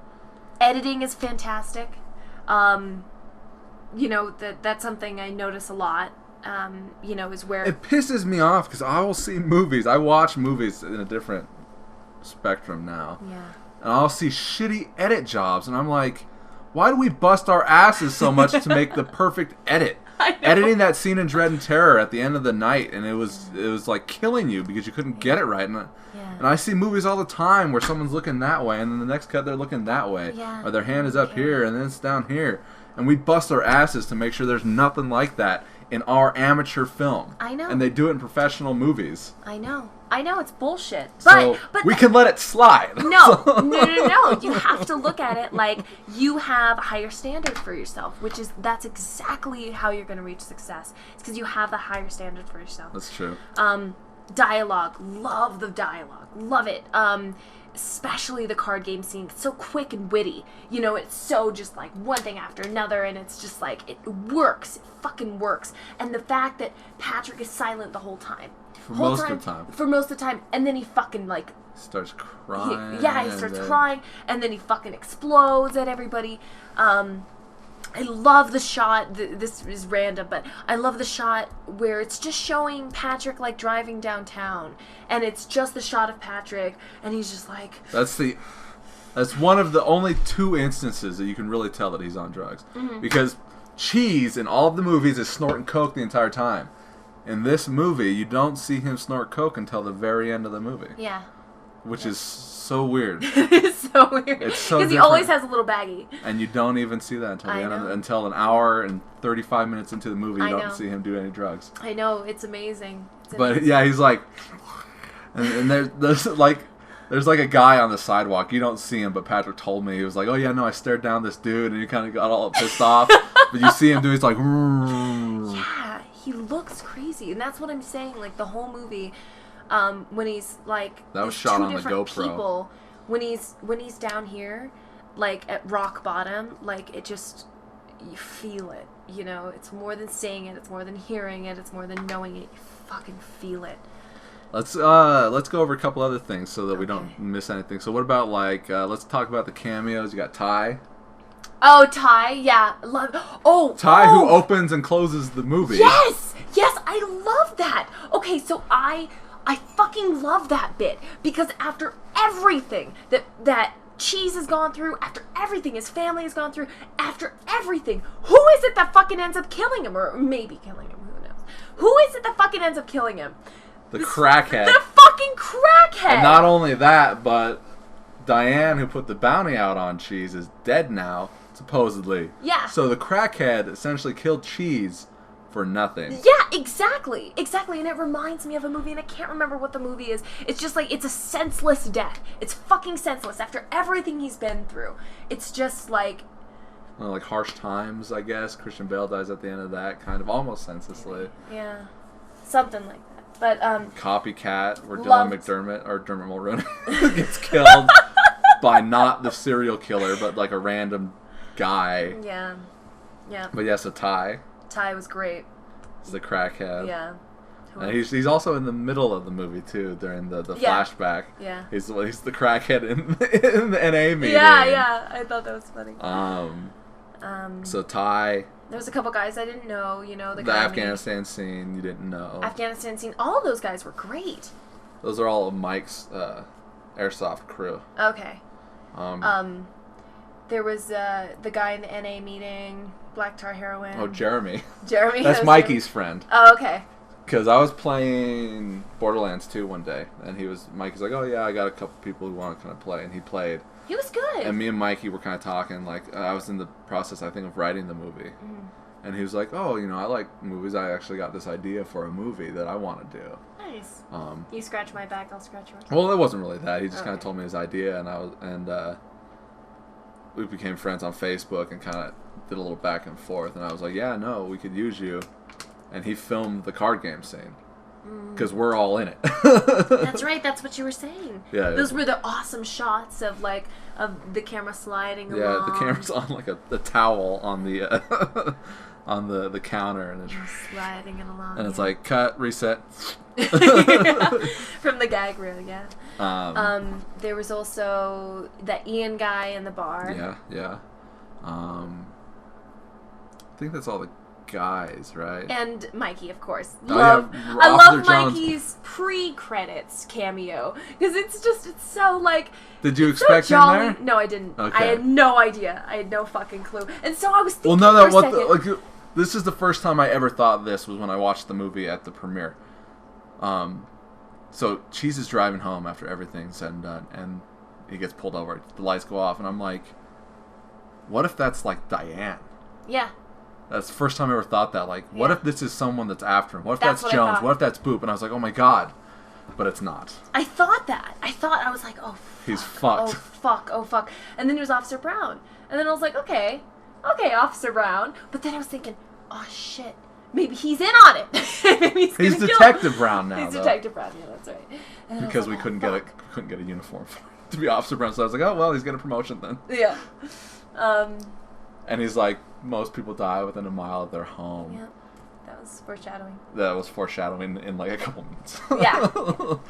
Yeah. So that was great. It's funny because in the scene where he drives and waves by, it's Jessica driving up to the car. It's Mikey in the car, and it's Jessica driving away in the car because Mikey doesn't drive. Yeah. Okay, so I think that's all the guy extras, right? Yeah. Cameos. All right, and then there were three females. 3 females? Yeah, 3 females. So there was Summer, who is a friend of Kelly's, and then Jessica. Yeah. So those 2 are at the beginning scene with Patrick. Yeah, that was a cute little scene. It was written differently. Okay. So originally I wrote it to where it was 2 dudes assaulting a 3rd dude. Okay. And Patrick killed both of them, I think. Okay. And the told the guy to take off. Mm-hmm. And then at that same moment where Justine offered her help, Summer at the same time offered her help as well. And I was like, okay, we got these people that want to help. So I changed the scene. So it's 2 chicks. And they were assaulting a dude. Yeah. Okay. And then when it came time to film that scene, we didn't have the people for it. Of course. So I was like, okay, what if instead of the 2 chicks come in and assault a dude, what if it's Cheese that they're assaulting? And we just kind of take out that 3rd dude, or that 2nd dude, or whatever. I liked that, actually. So, and it's funny that you say that, because when I wrote the scene, Greg was like, I don't know if we need this much of these 2 characters in here that we're never ever going to see again. And it's like, they're barely in here. It's like a page of dialogue between the 2. Like, there was more dialogue. Yeah. They're talking a little bit longer. Yeah. But Jessica, I just asked, essentially. Yeah. So she didn't have any lines memorized because she just got the script that day. Yeah. So I was like, okay, Summer, you know your lines for the most part. We'll just kind of go with it and see what happens. And same with you, Patrick. So Yeah. we shot that off the cuff. Yeah. But yeah, it was like Jessica smiles a little bit in the scene Yeah. because she's shy about it. Yeah. And, you know, they laugh when they put the audience laughed Pantyhose. when they put the pantyhose on their heads. The audience was like, oh. Yeah. Um, That was pretty funny. And then we also got Summer to be in the NA meeting scene. Yeah. Yeah. So, and then also, we got Ty's girlfriend. She's in the NA meeting scene too. Oh. Okay. All right. So she's the other girl in that scene. Okay. And, you know, it's funny. Like, I didn't know at the time until I went and re-edited it. But she's, like, after the NA meeting and they're kind of getting the refreshments and Yeah. everything. Justine gives her the drink and she's like, thanks. All bitchy-like. And I thought that's so fucking funny. And, I didn't even know and that. Jeff is so gay in it because I told him to play it gay. Yeah. I love And he's that. like, no! No! He's such a character. But that is, I mean, that's who he is, a character, you know, but he's so fantastic in that scene. And I love that, like, when they are getting the refreshments, you kind of get a shot of Ty, and Ty's kind of, like, tweaking. Yeah, he's you sitting know? there talking to Summer in the foreground Mhm. while it's the background I where love Cheese that walks up shot. to. Love the shot. And that was a hectic day because we were supposed to film that at the Reno Little Theater rehearsal hall, but the shit. person, like, forgot or whatever, Yeah. and we're sitting there waiting. Yeah. And then so that's Ty's place that Okay. we shot it at. Oh, gotcha. Oh, where did you shoot the Afghanistan stuff? In the... In the torture scene, Yeah. there's like this. It's like a styrofoam house. Really? Yeah, they went and shot. I wasn't there for any of that. I was really curious because I was like, fucking, like, I mean, of course, like, it's a desert, you know, so anywhere we go, it will look kind of like that. But I was like, well, what about this fucking run-down looking shack It's like place? it's like a weird styrofoam house. That's thing. where you should film the steampunk vampire. Well, I mean, we'll film where we film. Okay. We're gonna talk about that plenty. Okay. So, sorry. Getting ahead of myself. Okay, so thank you for using that fucking song in the credits, because that was awesome. And I thought that was just so cool, because it's perfect for the credits, I think. Did you have an idea before I mentioned that song of what you were going to use for the credits? Yeah, I was gonna use "Blaze of Glory" by Bon Jovi. How does that go? Well, see, the thing is like, I'd heard that song when I was riding my bike over to Greg's to film one day, like all the NA meeting day. And I was like, this is the song. This is it. Blaze of Glory. But then when it came time to edit and put it in the scene, it doesn't start off big enough. It gets to the big part, but it starts really light. And I don't want to finish any movie light. I like finishing movies off big. You Yeah, know, like definitely. The Collector, where it ends Oh, with Beast. yeah. Fuck yeah. That's a great example. So, yeah. and like I had wanted to shoot this trailer and put your song in it because you'd mentioned to it. I was like, okay, I want to shoot this fake trailer. But Yeah. trying to get anybody to do anything nowadays is like pulling teeth. I know. It's amazing that we got what we got done. Yeah. Well, when you're smack dab in the middle of a project, then it's a different story, I guess. Yeah.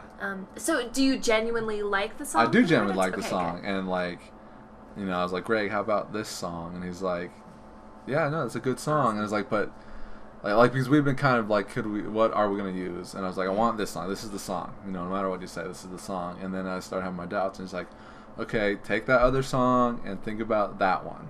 Yeah. Start thinking about that one as it, and Yeah. we put it there. And so I think it works. Cheese is so there, his heart is beating, and it's slowing down, and she's holding him, and she's crying. well. And then he dies.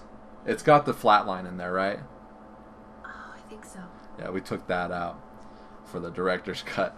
And then it's and everything like that. So And then I just love, like, when it gets to the chorus, it's the magical mystery guy. It just works so well. It's getting goosebumps just thinking about it because I was there when the movie ends and the audience starts clapping and standing up, and I was there for all that, and Got everyone. a standing ovation. Oh well, some people stood. Jerks, they all should have. And you know what? And it was just an amazing feeling when like people see you like they saw me for the first time when I come in and I'm eating the hamburger. I come out of the bathroom and, Yeah. I got an audience reaction to that. And what's sad is everyone clapped during the names in the credits except for Greg. Did I tell you this yesterday or the day before when you were over? No. Everybody but Greg. And Because but Greg had nobody. no one fucking showed there. up that he invited. Poor Greg. But yeah, no. Because you see Patrick's and Kelly's name first and everyone's clapping. And then it says Streamy's Pavement. And then you get Greg's name. And then it's Mike's name, I believe. Okay. Mike Everyone, yeah, Mike got claps, and then mine, and then pretty much everyone clapped at everyone's name from that point on. But poor Greg didn't get anyone clapping at his name. Bullshit. That is such bullshit. Because you guys worked so hard on that, and it was actually, turned out so incredible. But everyone clapped at our names at the end and everything like that. But poor Greg, no one showed up for him. Bullshit. And there was probably a good 100 people there.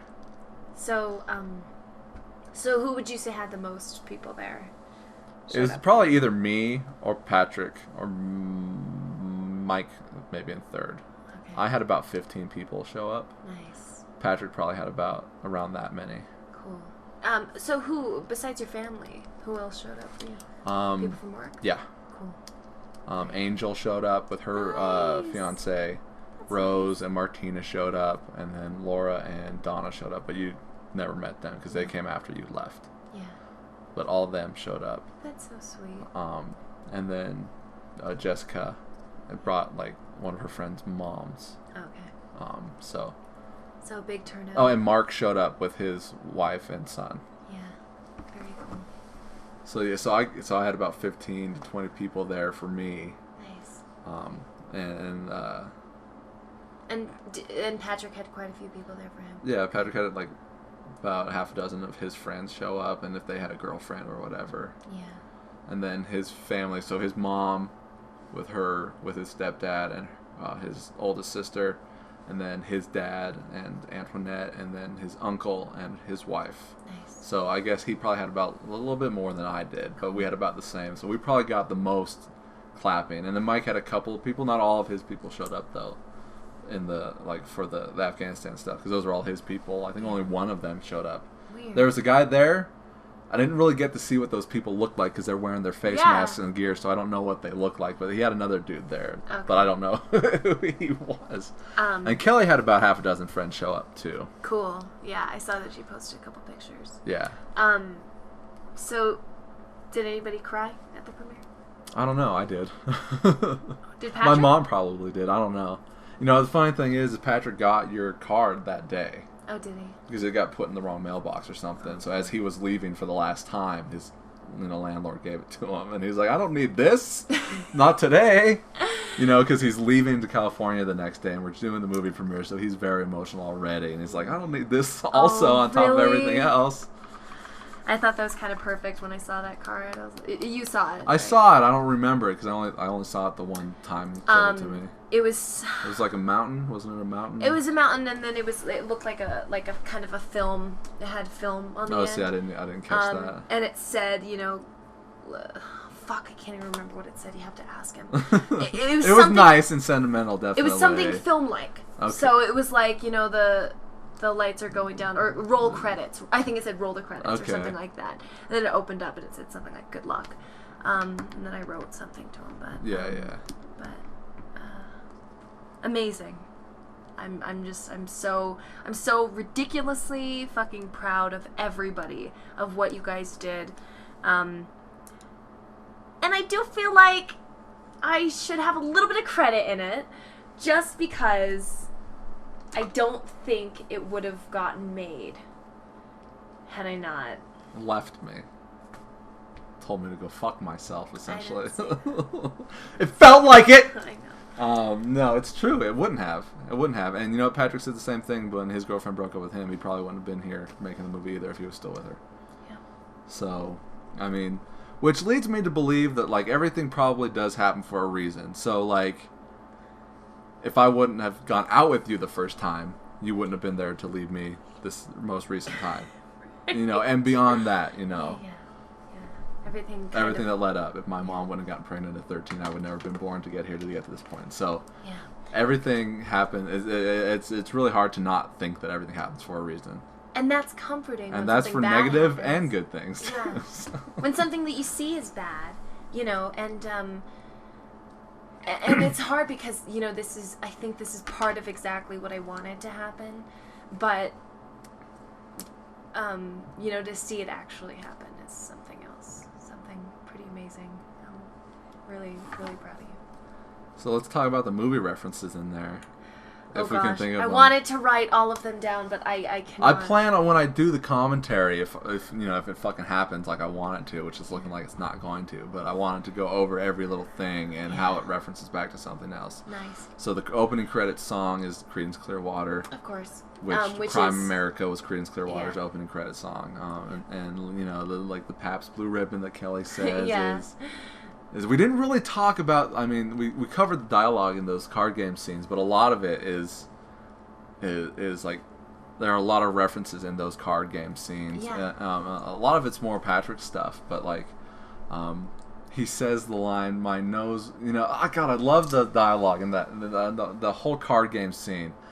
Yeah. He says, "My nose runs when I brush my teeth." That was something Jessica told me. Because she says her nose always runs. I'm like, I'm using that. That's going into the movie. She's like, no. So I put that in there, and it's a silly thing to say. And then Diane says, "Do you brush your teeth after every time you suck a dick?" Yeah. Yeah, I love that. And she's like, "Does cheese swallow?" Like, "Hey, Boop, does cheese swallow?" Yeah. And that was something right off the cuff. Oh, really? Yeah, that was accidental. One of my favorite lines in the whole movie, which is kind of fucked up because it's in a fucked up scene, is, "What are the two biggest lies? I'll pay you back and I won't come in your I mouth." won't come in your mouth. And that's only in the movie because at the time I had just bought the audio version of Less Than Zero, and that's in that book. Oh, shit. And same with the Detective Cheese gives good head and is dead, because that's Julian gives good head and is dead. Yeah. So those two lines ended up in that scene because I had just listened to Less Than Zero. Yeah, okay. So is it Gotcha. less of an awesome thing A now little that I bit. told you? Yeah. Because you steal everything. You're Well, the Quentin Tarantino of your I like to throw in my pop culture references because I just thought that was a fucked up thing to tell somebody. What are the two biggest lies? I'll pay you back and I won't come in your mouth. I was like, oh my god, that's so fucked up. That's going in the movie. Yeah. And it's just like, Diane, you ignorant slut, is a reference to Saturday Night Live. Jane, you ignorant slut, from the first season of doing the news. What is it? Oh! The Weekend Update. Weekend Update, yeah. Because Dan Aykroyd always said that to Jane Curtin. Jane, you ignorant slut. Jane, you ignorant slut. So I threw that in. There are a couple other things. I wish I could, like I like to say, this is my blue velvet. So that's why the PBR is in there. Yeah. And they're drinking PBR, of course. There's also a couple things when Diane, she crumples up the can and throws it behind her. I happen to be able to catch that on my entrance. That was So so you fucking see cool. in her face, like, did I screw up because I didn't hear that can fall? Oh, okay. So she's like, and then I come in and put it on the table. Is that how you treat your men? Yeah. It's, oh god, just watching those scenes and thinking of the audience there, we say some really, really dirty things. Yeah. And like Love I it. can't believe that I wrote it because she's like, gag me with a spoon, and my character says, I don't got a spoon. Yeah. So I'm referencing Of course. something else. Of course. But it's funny Ugh, because it's making me sick just thinking No, about it. but it's funny because it's like, in the movie, your character wants to be as crude. It's almost like Boop is your big brother, and you're just like, he's so cool, I want to be like him. But then there's also this strange kind of innocence to Jones. It's so weird because after everything- why is because in that card game scene, and it's even worse when we rehearsed that scene. And so we rehearsed that scene before we filmed anything and before Kelly dyed her hair. Yeah. And we're sitting around, we had the table over there, there's pictures of it, and we're rehearsing it, and I didn't really know Kelly. Oh yeah. So I was very uncomfortable saying these things to her. I can imagine. And that was one of the first things we shot too, and I still hadn't really gotten to know her yet either.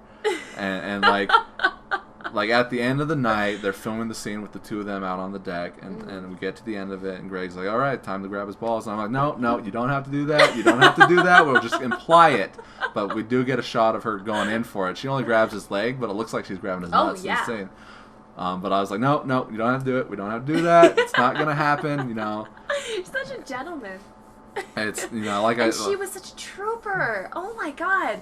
Like, she's so one of the guys, like, in the most awesome way. Totally. Like, she's sitting around, like, her character and she's just sitting around a table with a bunch of dudes, And, like, if that was me, like, even if my boyfriend was kind of one of the gang, which he wasn't there for the filming, even if, like, I knew that my boyfriend could vouch for these guys, it would be kind of, like, awkward and kind of weird, and I'm just like... Yeah, well, she didn't know Dakota. She didn't know me. Yeah. She knew Patrick. I don't know how well she knew Greg. Yeah. But we're all sitting around, and we're like, hey, you're going to suck my dick. Yeah, what can we do to get you to suck my dick? You're going to be sucking my dick. How there's many different ways. Yeah. And it was worse the original right of that. And so I went and I rewrote those scenes so that she can say some things back. So she's like, only if you guys fuck each other, who's going to fuck who? You guys are a bunch of fags. Yeah. Who's the butch? And I love that. She's like, I'm the butch. I'm the butch. I think I got a laugh, too. I believe I got a laugh. I thought that was so funny. That's so perfect. That's fantastic. That's why I say you're like the, comic relief, because you're just... And, there's one part where Patrick's like, nut up or shut up, bitch. And I'm like, yeah, nut up or shut up. Yeah. Yeah, nut up or shut up. What do you think of the car chase scene? Car chase scene was good. I was looking at that. Some of the shots that you guys utilized were really good. There's a shot of the camera almost to the ground, it seems like looking back at the car behind him. And I thought that was fantastic. I don't know how you did that. But I'm pretty awesome. sure if it's the shot I'm thinking of, it's just Greg going like this. Yeah, but it looks great, man. We did that, all those shots a couple different times. Essentially illegally on 4th Street. We'd pull out of the lot, book it out, drive through, come back, and do it again. Yeah, and was we're running back and forth across the street. Yeah. Was that when I was drinking wine and eating cheese with my sister? Or were we drinking coffee? That was that was when you were in town. That was when you were in town. Because and then later that night we all met up at fucking the bar. Yeah. Waldorf. The Wall. It's great. And what about the bar stuff inside the bar with Patrick slamming his head, that was great. Bag over his head. Oh, and then he spits up blood. That was really cool. What about where we're fighting in the backseat of Dakota's car? That was car? so good. I wanted to mention that. There was a moment when you grab Patrick and you scream something at him, and just like... And even being with you for 8 years, I've never seen that rage on your face that I saw when you looked at Patrick and you screamed at him. It's mostly just not knowing what to say in the scene. You look so angry. And then it filled me with all kinds of joy because I know you guys are such good friends, and to see you fighting like that was so exciting. That was the day that a cop actually showed up when we were filming. Really? Yeah. God, that was fantastic. That was really good. And then Patrick fucking, you see him rolling out of the car. Yeah, and I'm that like, was great. Jing! And then, of course, that shot's in the trailer, so I had seen it before, where he was like, yeah. But then he gets hit. Yeah. But that's not in the and trailer. That's not in the trailer where he gets hit. That got a huge audience response. Yeah. That got a huge audience response. And he's just being fucking toted around by everybody the whole movie. Okay. And where Mike's beating him up in the back of the truck, and then Mike fucking takes off into the bathroom, and Patrick gets out, and he's blindfolded. Yeah. And then he runs into the car, runs into the truck. He runs into it. Awesome. I guess somebody in the audience was like, "Oh, he did it again," because he gets hit at the beginning when Greg lifts him up, puts him in the back of the truck. You taking a piss, dude? I loved that. And again, that was another point where Mike's performance really got me, is when he's fucking beating the shit out of Cheese, and he just he can't focus, And he actually hits Patrick right on the spine. So the first hit he gives, you hear Patrick go, "Oh!" Oh fuck, man, that was crazy. That was insane. What about all the forest stuff at the end of the movie? What about where me and Dakota are beating the shit out of Patrick to Goodbye Stranger? That was great. I really liked that where, oh god, it was heartbreaking though. Well, he's like, stop! Yeah. He's pleading to me. Yeah. Oh, and all those references right there is like, what have you ever done to me? The Mormons. Oh, yeah. The fucking rabid dog. And let's not forget about Pussyville.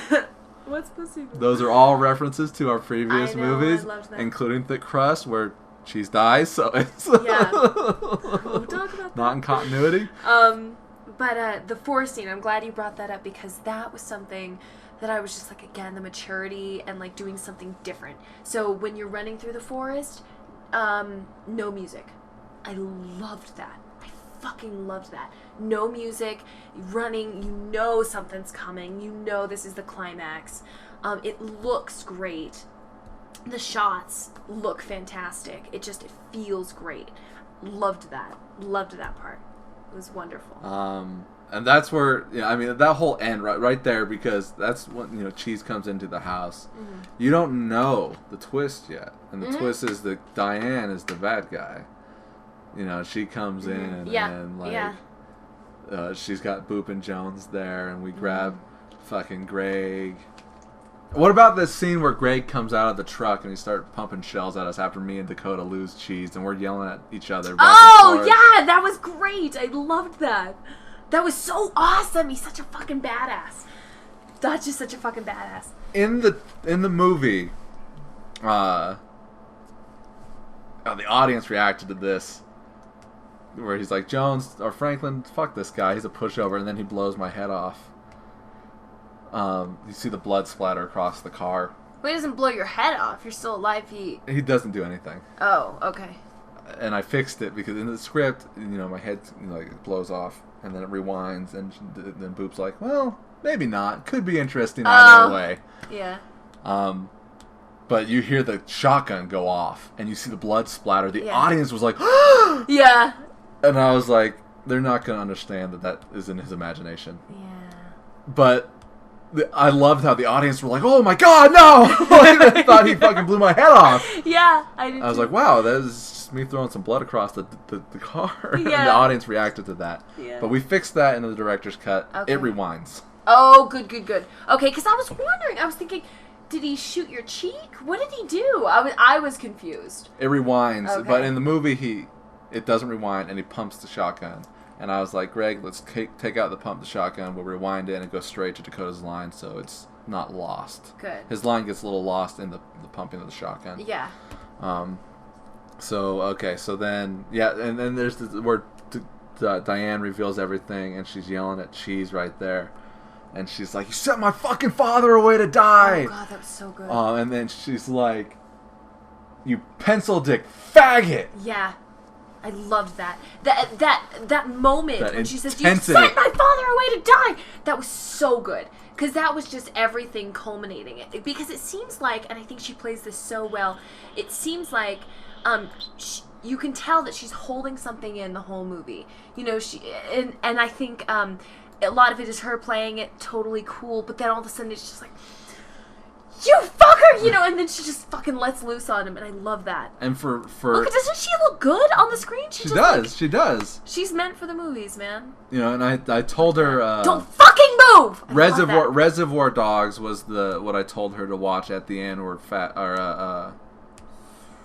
Nice Guy Eddie is like, stop pointing that gun at my dad. Yeah. And I was like, that's what you need to watch to get the intensity for this movie. Definitely, I can see where she pulled that from. Right here. Oh, this is so funny, too. The knife. Greg's got the knife. He's got the big-ass fucking knife. What about our money? Get your money. Keep the money and let me tap that ass. Eat a dick. You eat a dick. That was Adam. Whoa. You can keep my share. Because I start laughing at the end of go that double take. or nothing. Fucking Dakota. Jesus Christ. This is between you and me, Cheese.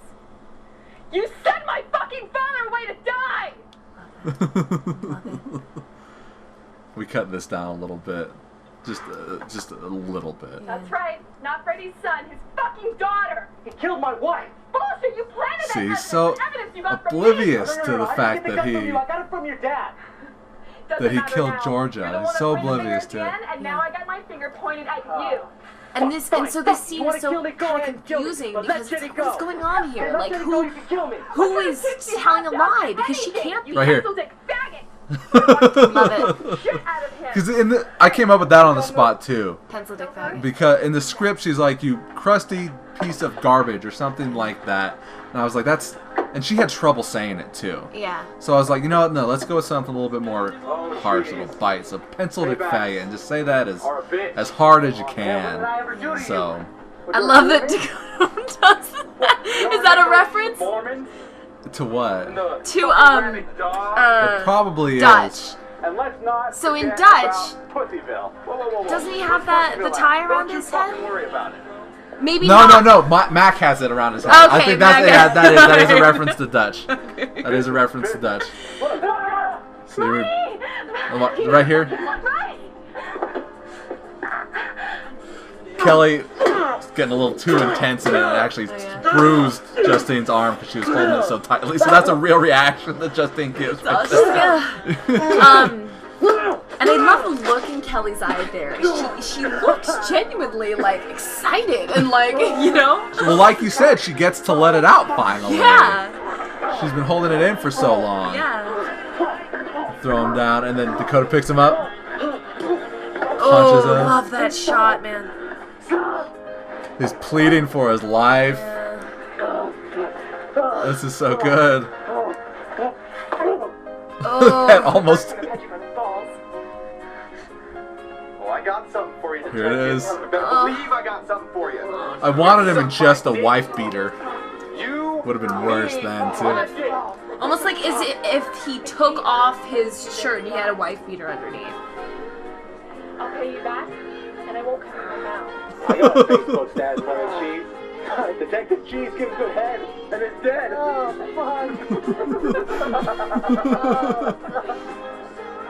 Oh God. What about Riley in the movie? So that one shot, like, is so believable as Patrick is a dad, and it's scary how believable it is. Yes! Money shot. Money shot. The audience fucking ate it up. That's actually 2 condoms worth of blood because the first one we didn't even get filmed because the knife just cut it and it broke. And right here, my shoulder is still fucked up from doing this like 2 or 3 times.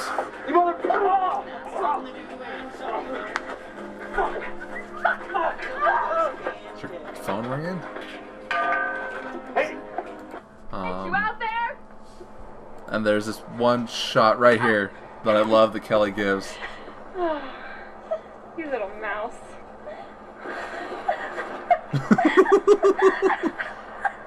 Right here. Oh, cheese! It's so sadistic. It is. It's crazy. That's actually an ad-lib because that branch almost took his nuts out. So right after that, he's like, cut. But I was like, no, we're leaving that in. Cheese, you little bitch! You out there? Speak up! And Greg originally cut out these lines. Hold on, I'm coming, you cunt! That's right, I said it, Not you're this. a fucking cunt! What the fuck? Where are you? Stop! Ronnie! Oh, fuck! Jenny! Right You here. don't speak up or they cut your little girlie's tits off! Greg cut out those lines. Diane! Yeah, because I was going through the script reading and I was waiting for those to be said. Where are you? Like they're That's a missing. reference to Crime America. Yes, it is. Yes, it is. That's a reference to Crime America. Such good shit. And he's pleading with his life right here. So that scene is a little funny to me because of the music and because it seems This a is little... Patrick right here. Oh, is it really? That's Patrick as Freddy. It's weird because he has this look in his eyes and the way that he's tilting his head. You should have gotten his dad to play that. and then there's Greg as Freddy. Oh, really? Yeah, because we're like, who can we get to play Freddy? Let's just have Patrick play Freddy. Yeah. You should have had his dad play it. I don't think his dad His would have dad done is it. Freddy. His dad is Freddy. I just want to watch this whole movie again. Oh, I this know, is the right? part. And this is where he kills Georgia. Oh. And this scene originally, I had the condom there and cut it but we couldn't see it. Oh, bummer. Alright, so what did you think of this? Just leave. This was a great shot. Okay, come on, let's go. Fucking awesome scene. Just perfect. So perfect. Playing the good, and the bad, and the ugly Yeah. music. We get the close up onto their eyes. Okay, and the close-up on Kelly's eyes is so awesome because it's like from far away, she looks like she's in shadow, but as you get closer, it's just like intense. Like a fucking cougar, you know? Love that.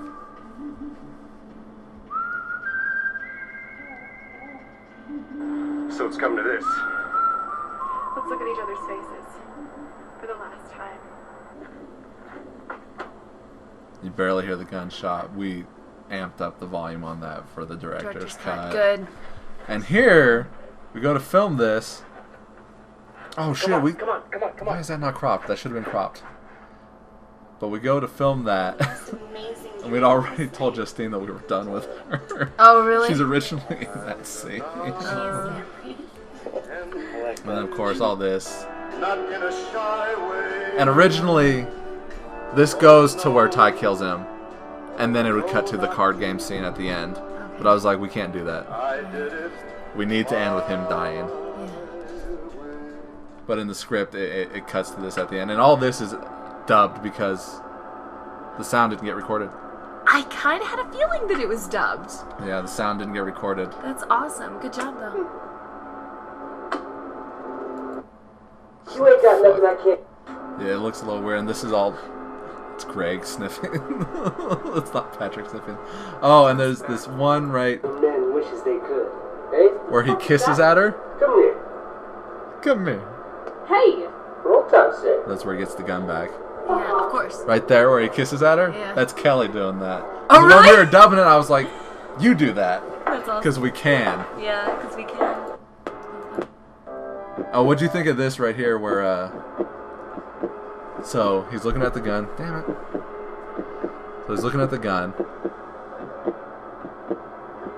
And, like, you almost... So you see him fucking crazy eyes, and you think the movie's over.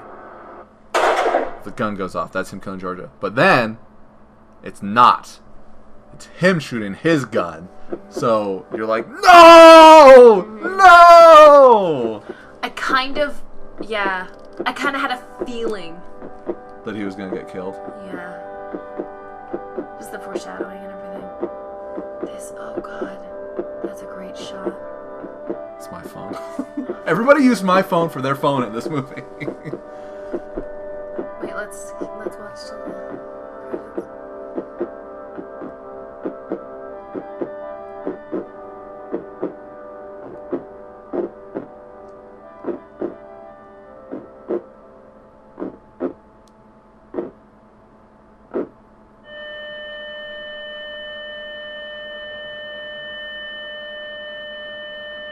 All for nothing.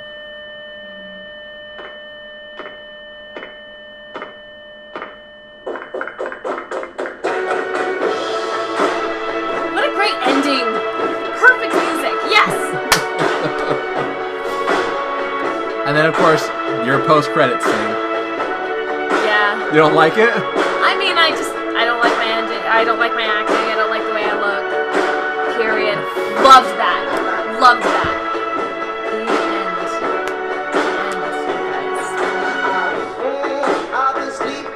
It's so sad.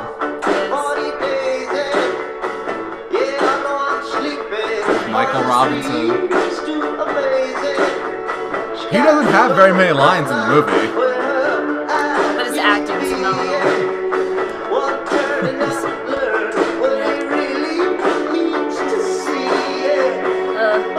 Scumbag. It's a magical mystery. Off early and a free phone. Today's looking up. My dick! Mother. And I'm all fucked up in this movie. You are. I've got a bandage on my face, which disappears. I've got a cut in my hand, and you don't see it, but Just have a black eye. and I have a black eye. And you don't see it, but Oh yeah, the awful monologue. The awful Oh, monologue. man. Yeah, I love it. But Dutch shoots off these two fingers, and you don't see it, but when you see me again after that, my hand is duct taped. Yeah, I noticed it. But all of that, why I'm all fucked up, isn't actually a deleted scene that didn't make the Okay. movie. Yeah, I assumed. I was like, when is he gonna tell us? Is this just like you're gonna go a whole movie wondering?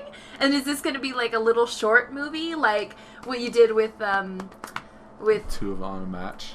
Yeah. I was like, is this gonna be something that's explained? That got cut. There's also seen more dialogue with Justine and Kelly in the car where she talks about every detective, and it references Patrick in the Santa suit. It references Patriot Zombie. Nice. And References Patriot. it represent It's not the reference same on universe. Officer Brown.